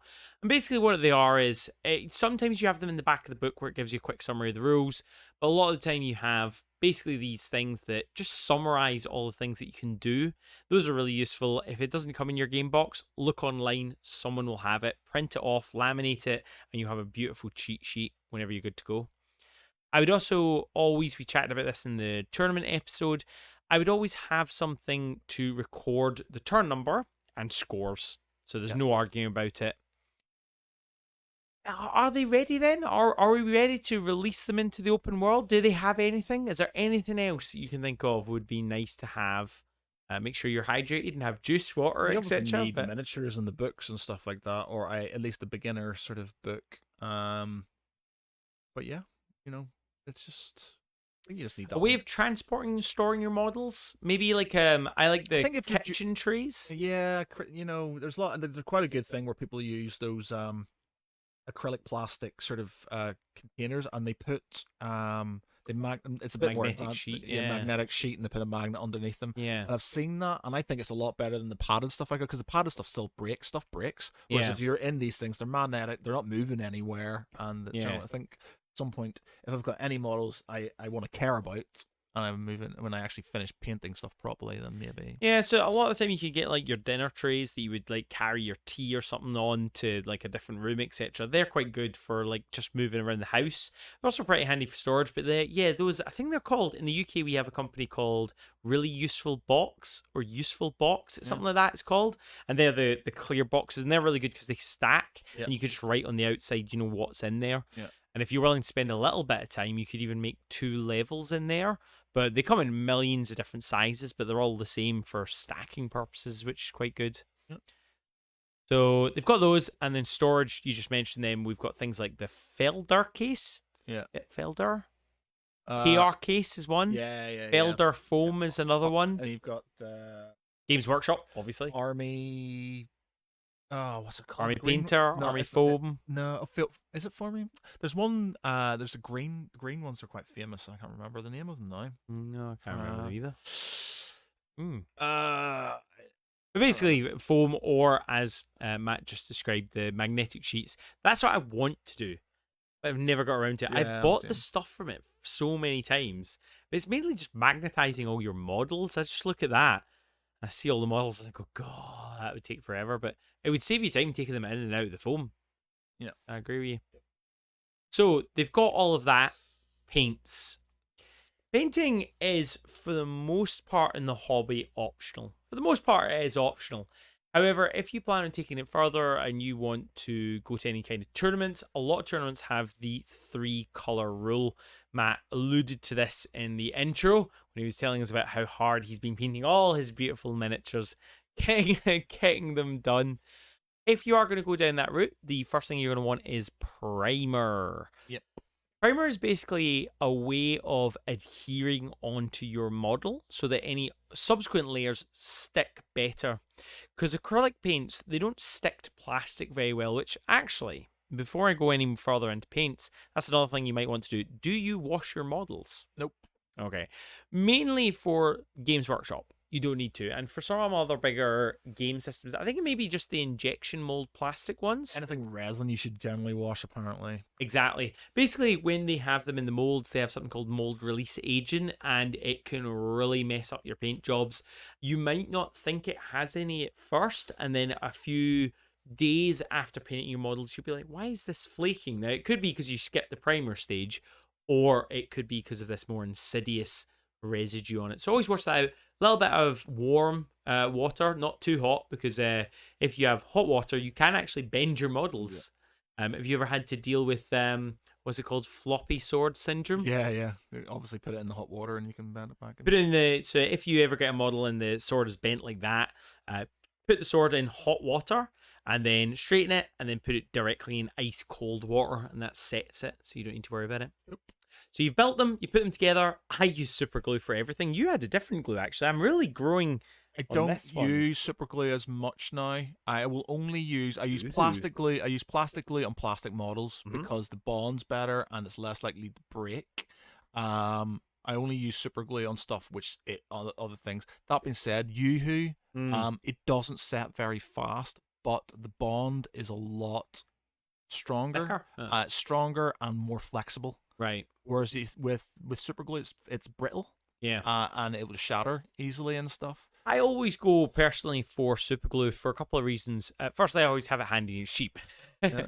Secondly, because of what you're talking about, I would rather my model fly into pieces at the joints than snap at the other points. Now, I could be completely wrong about this, but for example, if my tower model falls, it will break at the joint because I've used super glue.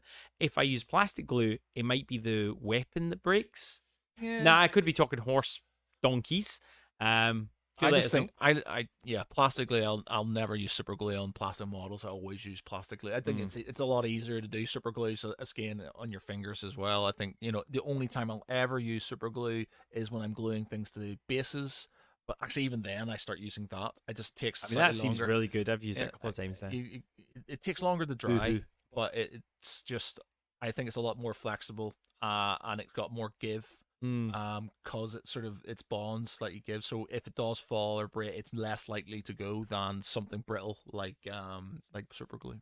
Another thing I would always recommend is scoring. Score the 2 join points. Just get like a tool for doing it. If you're using a scalpel, obviously, please do be careful when you're cutting.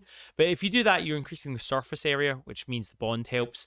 Have you ever found that adding a little bit of water helps as well? Just a teeny bit of water? Well, super glue works on your fingers. Yeah, well, that's why it works on your fingers, because it's to do with the moisture. So that it sort of works. Obviously, it doesn't work if you put loads of water on it, but it's like you'll notice if there's no moisture, it doesn't glue as well and stuff. It's also the surface area because your fingers are huge amounts. Super glue was developed by the American Army to glue people back together in battle. So you know, that's why it sticks. It sticks your fingers together, because they used to literally.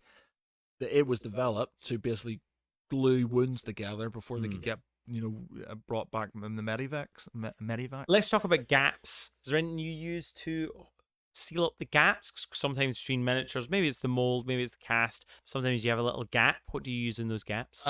Green stuff if I've got it. They do liquid green stuff, which is quite useful actually. Or you can use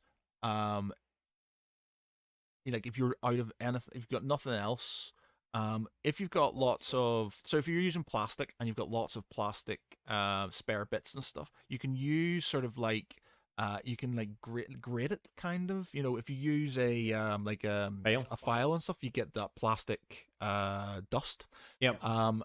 And if you've got that glue and you put it in, so it will sort of melt into it and then set in it, basically like that. There's people that actually do that. What they do is they mix Tamiya Thin, which is kind of glue, and they just throw the sprue bits into it, and it sort of congeals into this, I don't know what you call it, sprue goo. Yeah, sprue goo. And so like something like that. Or if you have really big gaps, I sometimes use mill putty. Green stuff and mill putty are both 2-part, and basically you mix them together, and that's where it gets its name from. A little trick my father taught me when I was a kid: super glue and baking soda. For snow or for sealing up the gaps? For making an instant bond. So if you've got, you know, super glue takes a while to go, but an instant bond, but also works. Like it's white and you need to sand it down and sort of paint over it and stuff. But if you use super glue and you sprinkle baking powder into it, it sets instantly. It just sets. Now, granted, it's not the strongest bond because it's, you know, super glue can be quite brittle, but you've literally got something that can fill gaps and sort of so. No, that one. There you go. Speaking of files, though, don't get just the metal files. Don't do it. You can get stuff called sanding sticks from pretty much all DIY stores, and it's basically like a straw but made of like sandpaper, so you can bend it around corners, and you can get several different levels of grit, i.e. how sandy it is. So I wouldn't waste your money on that. And then finally, paints. It really is up to you. I wouldn't spend a massive amount on paintbrushes, like sable brushes. You'll probably hear people talk about it. Just go to your local hobby store, spend $5, buy yourself a big bag of brushes. Bucks? $5, yeah, $5. Or £3. 3 smackaroonies. Oh, we were in America. No. Exactly. Oh. And playing to the audience there, Sam. Exactly. Got panda. I'm got so much pandas, I'm gonna be black and white. So yeah, and in terms of the rest of the model, just whatever paints you like. Scale 75, I would say, has a higher level of entry. Games Workshop has a lower level of entry. You'll find that there are loads of points. They have pros and cons. There's plenty of videos about it. This isn't actually advertising, but I got these from my Kickstarter. But these Scale 75 are quite good. He says, with it still in plastic. I've got all the Scale 75 stuff. I've never got it. Apparently, they have a gel medium rather than a water medium. Okay, cool. Which means that you can thin them super thin, but they're harder to work with initially. Okay, cool. You've not found that? You found it pretty easy? I've not used the gel medium. Cool. But I've used that, and I use Vallejo, and I use Army Painter. I use a lot. I've got so many paints, like all those drawers in there, pretty much paints, and then paints over there as well. You wouldn't guess that from the number of miniatures he gets done. Oh, burn. Okay, let's have a talk about hobby happenings. I'm not sure if that will ever catch on instead of just using the word the news. Especially when you're doing this. Hobby happenings. Hobby happenings. I'm wibbling back and forward Jazz for our hands. audio entertainers. So you wanted to talk about the new FAQ. Yeah, well, they've got the new so you've got the new FAQ for Song of Ice and Fire that's out. Cool Mini are slightly useless when it comes to keeping supporting any games. Yeah, supporting the game in general. It's a beautiful game, like it really is. And you know, bar some little bits and unbalanced stuff as a game itself, it is really. I don't know if you said the name of the game. Game of Thrones, Song of Ice and Fire. Song of Ice and Fire. Yeah. It's a really good game. Rank and flank. pretty simple. There's not a load of rules in it and Mm. stuff. It's it's either card based. Well, it would be based if they had cards, but the 2021 ones Yeah. that came out, so the ones you get in the box are out of date. The 2021 ones haven't come round yet, so there's now new cards for the new fact that's come out and stuff. Even if you buy the stock cards, did you see how many you're gonna have to reprint? Just, Madness. so I've just got on paper, and we've got, it's just that's the one thing that at least they give you the Yeah. sort of for you to print them out. But it's annoying when they don't support a good game and stuff. It's just, Yeah. it puts people off, and it's a shame because I've been trying loads of people to sort of get it, and every person who's played it has enjoyed it. They've got, I don't know, like you first time you played it, and you went out and got yourself some new Yeah. stuff. Loads of people I've played with went, yeah, I like this game, but it's just not supported well enough. Yeah. But they've brought out a new FAQ with some new points changes, some changes to the Starks, which is good because I was struggling with them. So some of their NCUs get something slightly better, This is an update you had to pay for on Link Games Workshop. It's just free. Oh, Their yeah. app Yeah, contains everything you'd ever need. Yeah, so they've, some new character cards, some new bits and pieces, Metallic Cavalry, which I love. Instead of having two attacks on the charge, they get 4 attacks on the charge now, which is awesome. So they're getting like It's gonna be 10 attacks, vicious. 10 attacks on the charge only, but still, if they get 10 attacks on the charge, hitting on 3s is With the free maneuver, you're gonna get the charge most of the time. Yeah, so there's going to be a lot. Might need to find some guys that can like modify your movement or something. Give yourself a chance. And then obviously Stark cards have changed, so that rule that because you got a card now that says if you take wounds, you get critical blow and you get this, that, and the other. But they've got a new rule. So Stark Fury's gone. I can't remember what they call it now, but basically it's the same thing, but you get a bonus for having it standard, but you get better bonus if you take wounds and stuff like that as well. So it's sort of giving you an option. It's the same with the berserkers and stuff. So it's like you get a simple thing that works just in case you don't want to take the wounds, but you can have something else as well if you take the wounds and stuff. So has the Eldar start special rule changed? Eddard Stark's gone up in points. So he was 5 points. He's now gone up to 6 points. He's he's expensive. One of the most expensive. And he's nothing changed for him. It was a pretty good ability, to be fair. But he only got 4, he got 4 tokens, and you could re-roll some stuff. I've got characters that are 5 and only have 2. Have 1 token that you've got to spend another action getting he's back. 6. Not the cavalry. The Outriders have gone down to 6 points, which is good. Ooh. I'm going to be fighting against more cavalry. There's more cavalry, potential for more cavalry. The dragons from the Targaryen box, they used to be, you could only field all 3 of them at -1 point per unit if you had Dany. That's gone now. You can field all of them at any time, but the price is now 8. You can't have the -1, and their attacks have gone down. So it's not like D3 plus 3 wounds. It's D3 plus 1 now and stuff for each run. So they're not as devastating when they sort of kind of attack. That being said, I played my mate, and he had 3 dragons, and I Tully Cavaliers wrecked them, absolutely wrecked them and stuff. Because when they're in combat, they do damage, but they take damage pretty easily as well. I would have thought they would have minced through knights. I would have thought they were the perfect counter to knights on the charge. They were if they attack you first, but if you attack them, because they're saving on 4s, and if you're doing like 7 attacks and then you're doing X amount of wounds and stuff, fine, they might hit you back, but they're gonna have very few wounds left, and you don't, an expensive unit like that, you've got to sort of. Greyjoys had just 2 changes. One was for a character that I don't use. Basically, you're gonna hate him. Basically, when the unit gets wiped out, do a leadership test, and if they pass, he comes back on 1 wound. Yeah. So you're gonna hate that.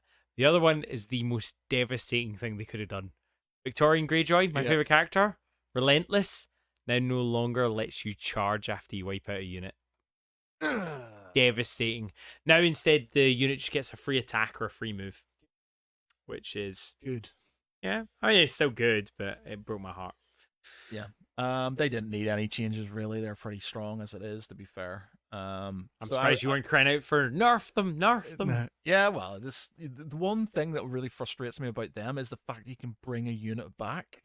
on any unit. And I've used it once against you. No, but once, and my character costs 6 points, and I can do it once. I know, but you get all these tokens, and so all your guys are literally like one saving on 2s, and the other ones are hitting on 2s, and your Tully cavalry are that already. But the thing is, I just need to, it's just. He's a whinger. He's a whinger. We already heard him about the 40k tournament. We know what he's like. Speaking of 40k, Games Workshop price rise. Yeah, well, they're saying obviously just hashtag life. That's just the way it is. People are still. I don't think it's going to affect them. People moan about it, but they're still going to pay it. I'll buy models and things like that. Yeah. It's just that's the one thing. Again, I'm going to write an article about it and stuff, but it's just like Games Workshop will not change their practices because they don't have to. Yeah, that's it. As much as I love the models, I love the lore, I like the game. I just think that when it comes to the way they release codex, now they're getting better where they're doing meta watch, but they're doing it in a way that they know how to use it to sell models. So they change things and then they go, oh, this unit's really good now, or we've got excess of this old unit. Let's make that more. Let's make that better, so people will buy the stock. And then what we'll do is we'll legend it so you can't use it anymore. And so it's just they do it because they're a business and they need to sell models. So I understand that, but I don't think it causes a lot of problems for people because they just moan about it. Even people in tournaments moan about it. And if you get things where there's certain codex or codicii, I'm not what it is, codexes or whatever, what the sort of plural for it is, you literally had about 10 Custodes players. You had 10 Tau players, because they were the big codexes that were out. So it does make me wonder, those people, do they only own Custodes, or are these meta chases, do you think? A lot of them, and it's in the end, if you're playing a tournament and you want to be competitive, meta chasing isn't a bad thing. In that, people go, oh, meta chasing like it's an insult and stuff. In the end, if you want to win a tournament, you've got to have the best list that it is. Personally, I don't want to do that, because I think it's a better. I like the lists like what's his name, who won the Las Vegas Open. He used, now Admech were pretty competitive. Then they got nerfed to hell, but everybody went Custodes and Stampede. I can't remember what's the new sort of Tyranid thing. Nidzil? No, it's like a Stampede Horde? sort of horde or something like that. I can't remember exactly what it's called off the top of my head. But basically, they were using that, and he used Admech, and he won. And people were like, wow, that's sort of... And now that's become meta because he's found a way around that and stuff. And I think that's a good thing, using a race. And that's what, for me, for the Space Rules, I'm like, I want to find something that's actually, even if it's not super competitive, it's semi-competitive, and try different things without going meta and using...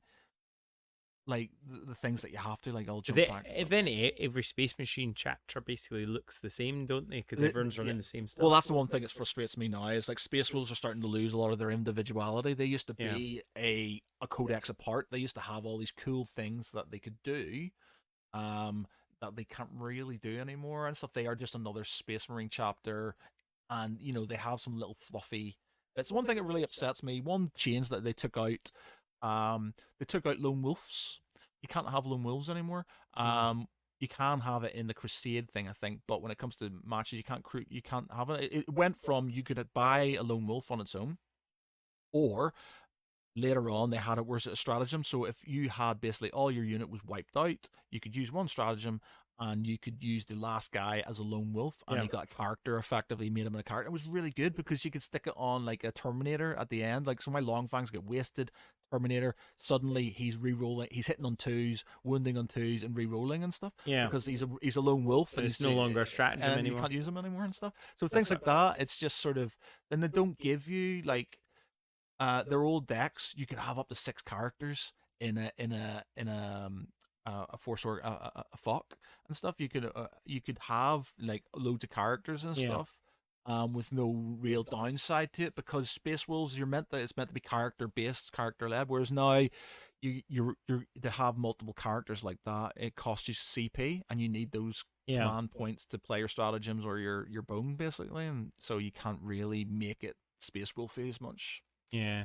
Well, they might change it in the next manual. Yeah, who knows? Speaking of Games Workshop, not that I want to talk about them forever, but do you watch Squidmar at all?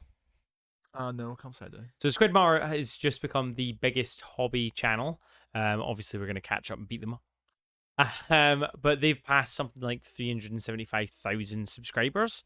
So the next biggest pure hobby channel is the Games Workshop official one. Okay. And he is basically trying to rally everyone to beat the official Games Workshop one. Marvelous. Amazing strategy for, like boosting your channel. Yeah. Because I was like, I was all ready to subscribe, to be fair, but I was like, yeah, we can do it, Squidmar. We can show it to the man. But the problem is with a lot of those YouTubers is you only ever see them paint Games Workshop. Now, it's not their fault. That's what people search on YouTube. But it is interesting to see that that's the way it moves. It'd be nice if there was a bit more variety. Yeah. He says selling out. His last videos have been all about painting Games Workshop. Yeah, well, it's just it's common and people know it. And when you grow up, Space Marines and Games Workshop is the thing that sort of generally. To this day, I do wonder why no other company is giving it a go. Maybe it's one of those things that they all think that the time is gone, like the chance of taking on Games Workshop is gone.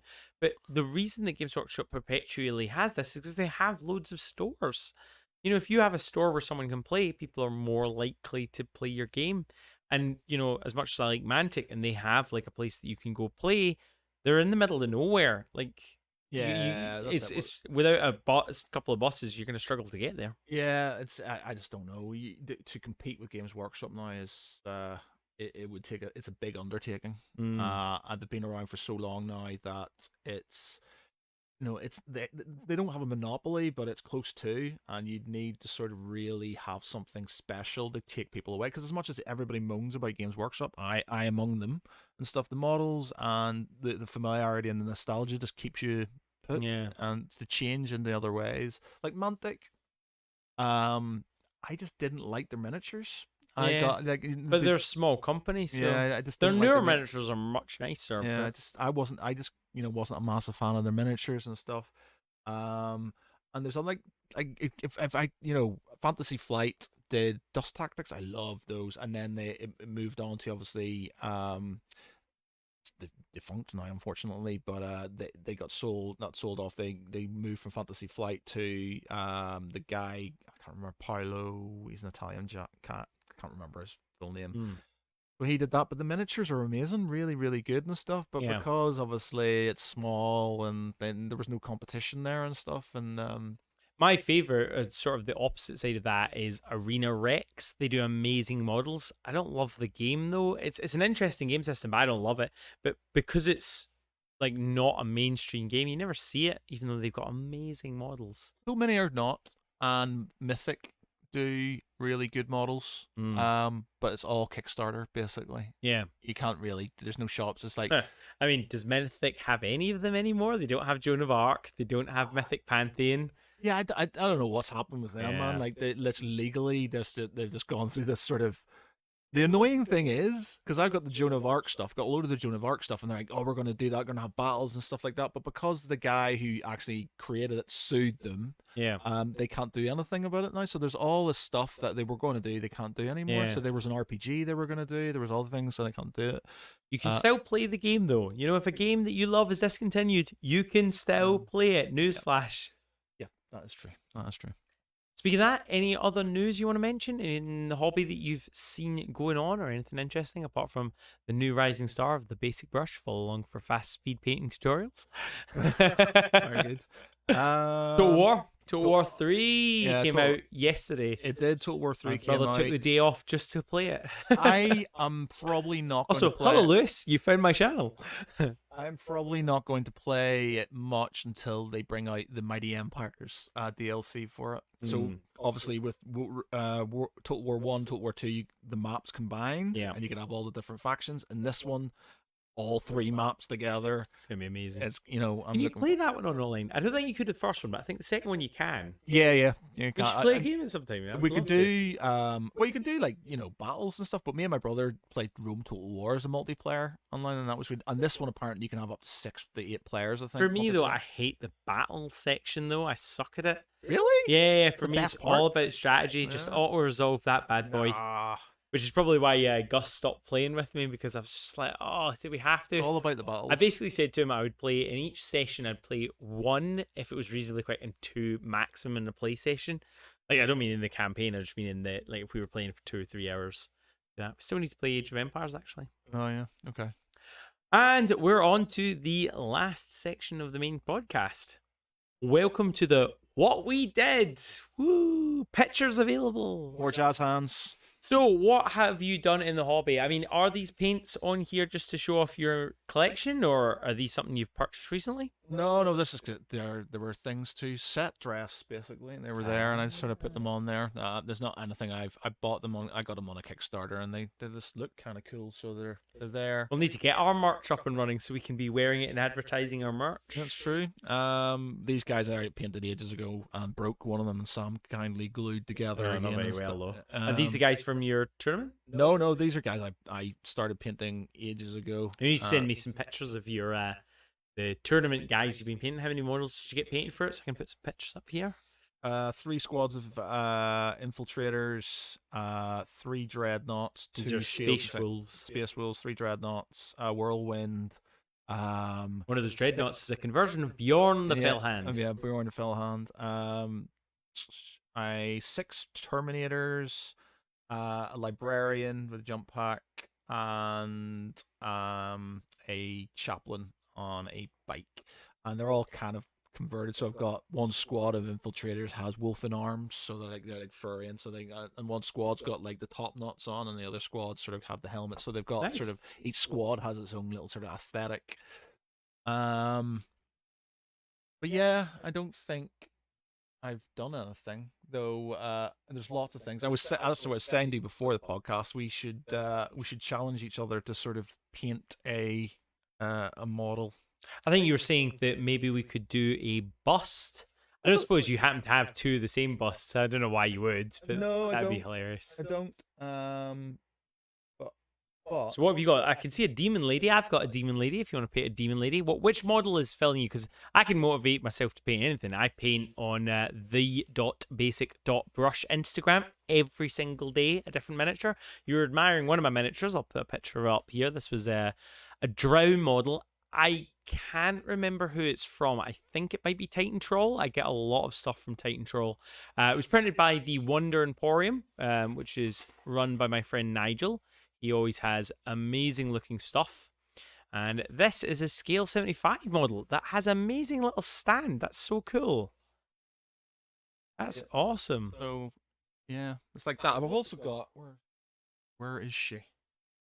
Oh, she's over there. I've Succubus as well. So I've got you can probably see her up there. I've got a Danny, lying in a like. I don't think I have a miniature that big. It's ginormous. I'll put a picture on the screen, but it's a lady reclining in a dragon skull. Yeah, it's meant to be. I'm not really sure about the proportions because there's a dragon skull, but then there's a tail, but the tail seems to be attached. So is that just a big snake? No, it's the tail goes around. I've got a big wooden plinth for it and everything. But yeah, okay, I'll paint that then. I didn't realize that it was just the. I didn't see the wings. Did you see you've got another one without wings? Which mean another one without wings? Well, have you got one that's just a bust rather than having to do the wings as well? Because that's adding quite a bit extra, isn't it?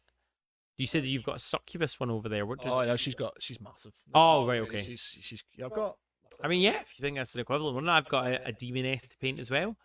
Where would the viewers be able to vote on this if they wanted to see who won? This is the annoying thing about this model. They gave me 2 right hand horns, so she's got a backward horn and a front. Surely you messaged them and said, "Hey, that's not acceptable." Yeah, it can be arsed. So it's just well, that's on you. It just sort of looks like it's not noticeable, but it's just sort of like for me, it was like there's the emblem. So yeah. So that's the one you're gonna paint. I'm probably going to try and paint that then. Okay. I mean, because I can see you've got normal human-looking ones as well without wings. But which one which one do you feel like would spark your sort of emotion? Because I don't know about you, but I need a model to certainly have a certain appeal. When you're painting a model and it has very soft details, that makes it much, much harder to paint. I mean, that's a gorgeous model. It's a lady jumping off, stabbing a dragon, but I don't have anything equivocal. I mean, you can go as hard as you like, but I'm going to go with a simplest bush. I mean, that K-Ra one you've got, and then you've got like the pirate princess. I mean, whichever one appeals to you. He's holding up an amazing one that is all in armor. Like a cleric or this is one of the girls who plays D&D with us and stuff. I always say that's her, so I might do that as because she's got a sword called Hoothways Bane, so I might do that as her Galandra. I mean, whichever model takes your sort of fancy, send me a photo of it and I'll put it on the screen now. I'll put it up next to my screen as well. So we'll make a little poll for the next one, and I'll have a link in the poll, and we can see who wins that, and we can chat about it in the next. In fact, no, because we would need to wait until next week for the results, wouldn't we? Or not next week, but the next podcast. Yeah. Fine. So you got 2 weeks to paint that. You think you can paint that in 2 weeks? Yes. Wow. I'm not gonna do. Like I said, if you change your mind, do just let me know which one you paint. I'm not gonna do true metallic. I mean, I'm gonna do true metallics. I'm not gonna do non-metallic metallics because it would take forever. melts my head. So it's just gonna be, that, and yeah, we'll see how it goes. Is there anything else you're working on at the moment? Are you working on any train or organization stuff? What can people be looking forward to that you're working on? You're trying to persuade me to have a gaming channel, a separate gaming channel, which I'm sort of coming around to. Basically, when we actually get this correct, fingers crossed, this episode, we'll be prepared to be able to record directly after this. Yeah. We do this most weeks. We're hoping to record the podcast most weeks as well, and then release them as men, just in case there's any gaps. But we definitely want to be recording stuff. So what would it be called? It's called Geek Pride Gaming, I think. Pride Gaming? Are we going to do just live streams, or is it going to mix stuff? Are we going to be able to see painting on that? I think we'll need to sit down and sort of have a think about because I don't want to be too sort of scattergun and stuff. So yeah. I think I don't want to. It's not going to be a 40k battle report thing. It's going to be like us playing. So like Song of Ice and Fire's got a fair following and stuff. So maybe that, but I wouldn't mind trying out different games and things. Yeah. So like this week I've got a new game. Would it be tutorials and live streams? Yeah, I think so. Yeah, something like that. And yeah, just sort of mixture of things like that. We had a thing which was called Under the Lid, which was just sort of unboxings and showing pretty miniatures and things and stuff like that. So I mean, you've got enough content in here that you could talk about them until you died. Yep. You've got enough beautiful miniatures as well. Yep. I myself have done a little bit of painting. So my latest episode is all about, which is coming out on Wednesday, on the basic brush, hard sell, is I painted 58 miniatures in 5 hours using the spade paint after you challenged me the night before. So I decided, how could I up that? And so what I did is I painted 200 models with only rattle cans. Now I'll put some close-up pictures on the screen as well, but I've just slid into view. Are you impressed in 2 hours? Yeah, man, I have to say, bar sort of like, obviously you've had problems with the guns and stuff, at a distance. Yeah, which is when you're meant to view them. Yeah, at a distance it doesn't look too bad at all. If you based them, I think they would look pretty bang on. Well, they are based. I mean, as in painted, not just, or is that not just a plain thing? Yeah, well, I'm going to put a black base run on them, and they're going to paint some rocks and stick on top of it, because it's meant to be ice. Yeah, so do you see it sort of glistening off their armor? Yeah, so like as they are, man.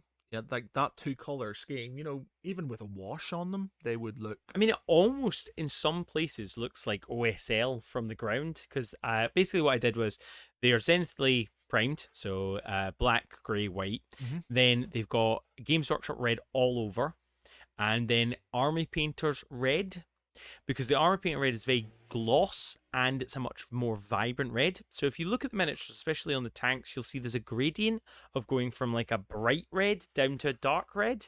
Now, it's one of those things that unless you're paying attention, you won't notice. But can you see it there? Can you see the gradient on the side? Yeah. Don't look too low where underneath you see that I didn't even bother painting them. What Why? can't be seen won't be cleaned. Exactly. Don't waste your money on it. And then it's the trousers are actually sprayed black, but it turns out that aiming spray paint is really difficult, and especially using the Games Workshop and Army Painter ones are great. I guess it's maybe something to do with the ratio of paint to spray, but the other stuff it's called like it's normally used on like planes. You know, like those model kit planes that you get. Yep. What are they called? Airfix. Airfix, and then there's a paint that goes with it, and I'm sure their logo's like blue and red. Acrylics? No. Arcrites? No. If I said the name, you'd know it, but it was a particular type of spray paint, and it's just bad. I mean, I'm sure it's suited for purpose, but trying to control it, even in a little jar this size, it was just a nightmare trying to control it. I used little cardboard bits to try and like stop it going on stuff, but didn't work that well. I mean, some of the miniatures came out beautifully on, like this miniature here, where you see that I've got the black and I've managed to get the blue. That's wonderful, but somewhat unsurprisingly, I think you can tell that spray paint maybe not used for painting whole armies. No, but like I said, for tabletop purposes, if you have to have two colors and you literally don't give a about sort of it looking sort of super like at a distance, I've seen worse armies. I would like pop still. I like after I've done the video, I'm gonna go back in and I'm gonna get my airbrush. I'm gonna do the white pop on the eye, because do you not think they still need something on the red to mix them up? Like I probably do. So these are ones that I did all with the airbrush. This is a while ago now, because like I've certainly moved on, but this is basically what I plan on doing with their bases as well. So adding the rocks to them just to make them a little bit more interesting. Oh, good. But if I just use the airbrush, I think I can get them on there. Will I do the purple of the skin? Probably not. Maybe. I mean, they've got the blue so nicely on some of them that maybe we'll need to wait and see. But yeah, you were mentioning there some of the problems. So on the Tau guns, there's certainly a lot of bleed. It's either bleed where I've been spray painting and it's gone underneath the masking tape, or it's I've ripped off the top layer. You could save this here. This obviously you just need to paint blue. It's not going to take you that long, so just paint that color blue and then sort of kind of maybe airbrush in the white. This stuff here could be used as battle damage. Yeah. So you could just highlight around it, and then you could have battle damage. Yeah. Obviously, the main point of this video was all about, and we haven't even got to the good part yet. The main part of the video was, could you paint an army using just spray cans? And look at these crisis suits. What do you think of the crisis suits? Yeah, obviously, the bigger models. They've done pretty well, man. They're looking pretty good. Because they're bigger, I think you can get the sort of it looks like it's gradating. So you've got sort of, that looks pretty nice. It does, doesn't it? And imagine like a nice black base rim, and then like the eyes glowing as well. Why is his base sort of? Oh, it's weighted. He's from an older edition, so you can see that's the old commander base, and then this is the new commander base. Yeah. I mean, even the models have changed quite a lot. Yeah. But I was really happy with how they came out. Yeah. Which is weird, because so the smallest models, okay. The mid models, really good. And then the big models, not so great. Weird. Yeah. Weird. I guess it's more the shapes or anything. Yeah. But look how many Devilfish I've got. 1, 2, 3, 4, 5, 6. Oh, PTSD. I've got the 3 piranhas, and this isn't even everything. This is just all the stuff that was built and ready to go, as well as like 30 crew. Even a wee space marine in there. Oh, there is. I wanted to show that the red technique would work on a space marine as well. And can you see the gradient on that? Yeah, a blood angel. I mean, it might not be. I wouldn't look too close. It might be a space wolf. He's not. He is a blood angel. Oh, okay, good. I was worrying. Lovely. So that's what I was working on. My next video is probably going to be on dry brushing, because I think it's a really good technique, and you can also get some really good results on it. Yeah. But I think that's it for what we are working on. All right. Well, thank you very much for listening to the Hobby Hoarders podcast. If you enjoyed us, do give us a like, a subscribe, comment, a share with your friends if you think they'll enjoy it. If you really want to support us, you can check us out on Patreon, where you get an extra 30 to 40 minutes of extra features. This week we chatted about a challenge that has been issued between us painting miniatures. We chatted about what games we would love to see as miniature games, and we chatted about what we're going to be working on over the next 2 weeks.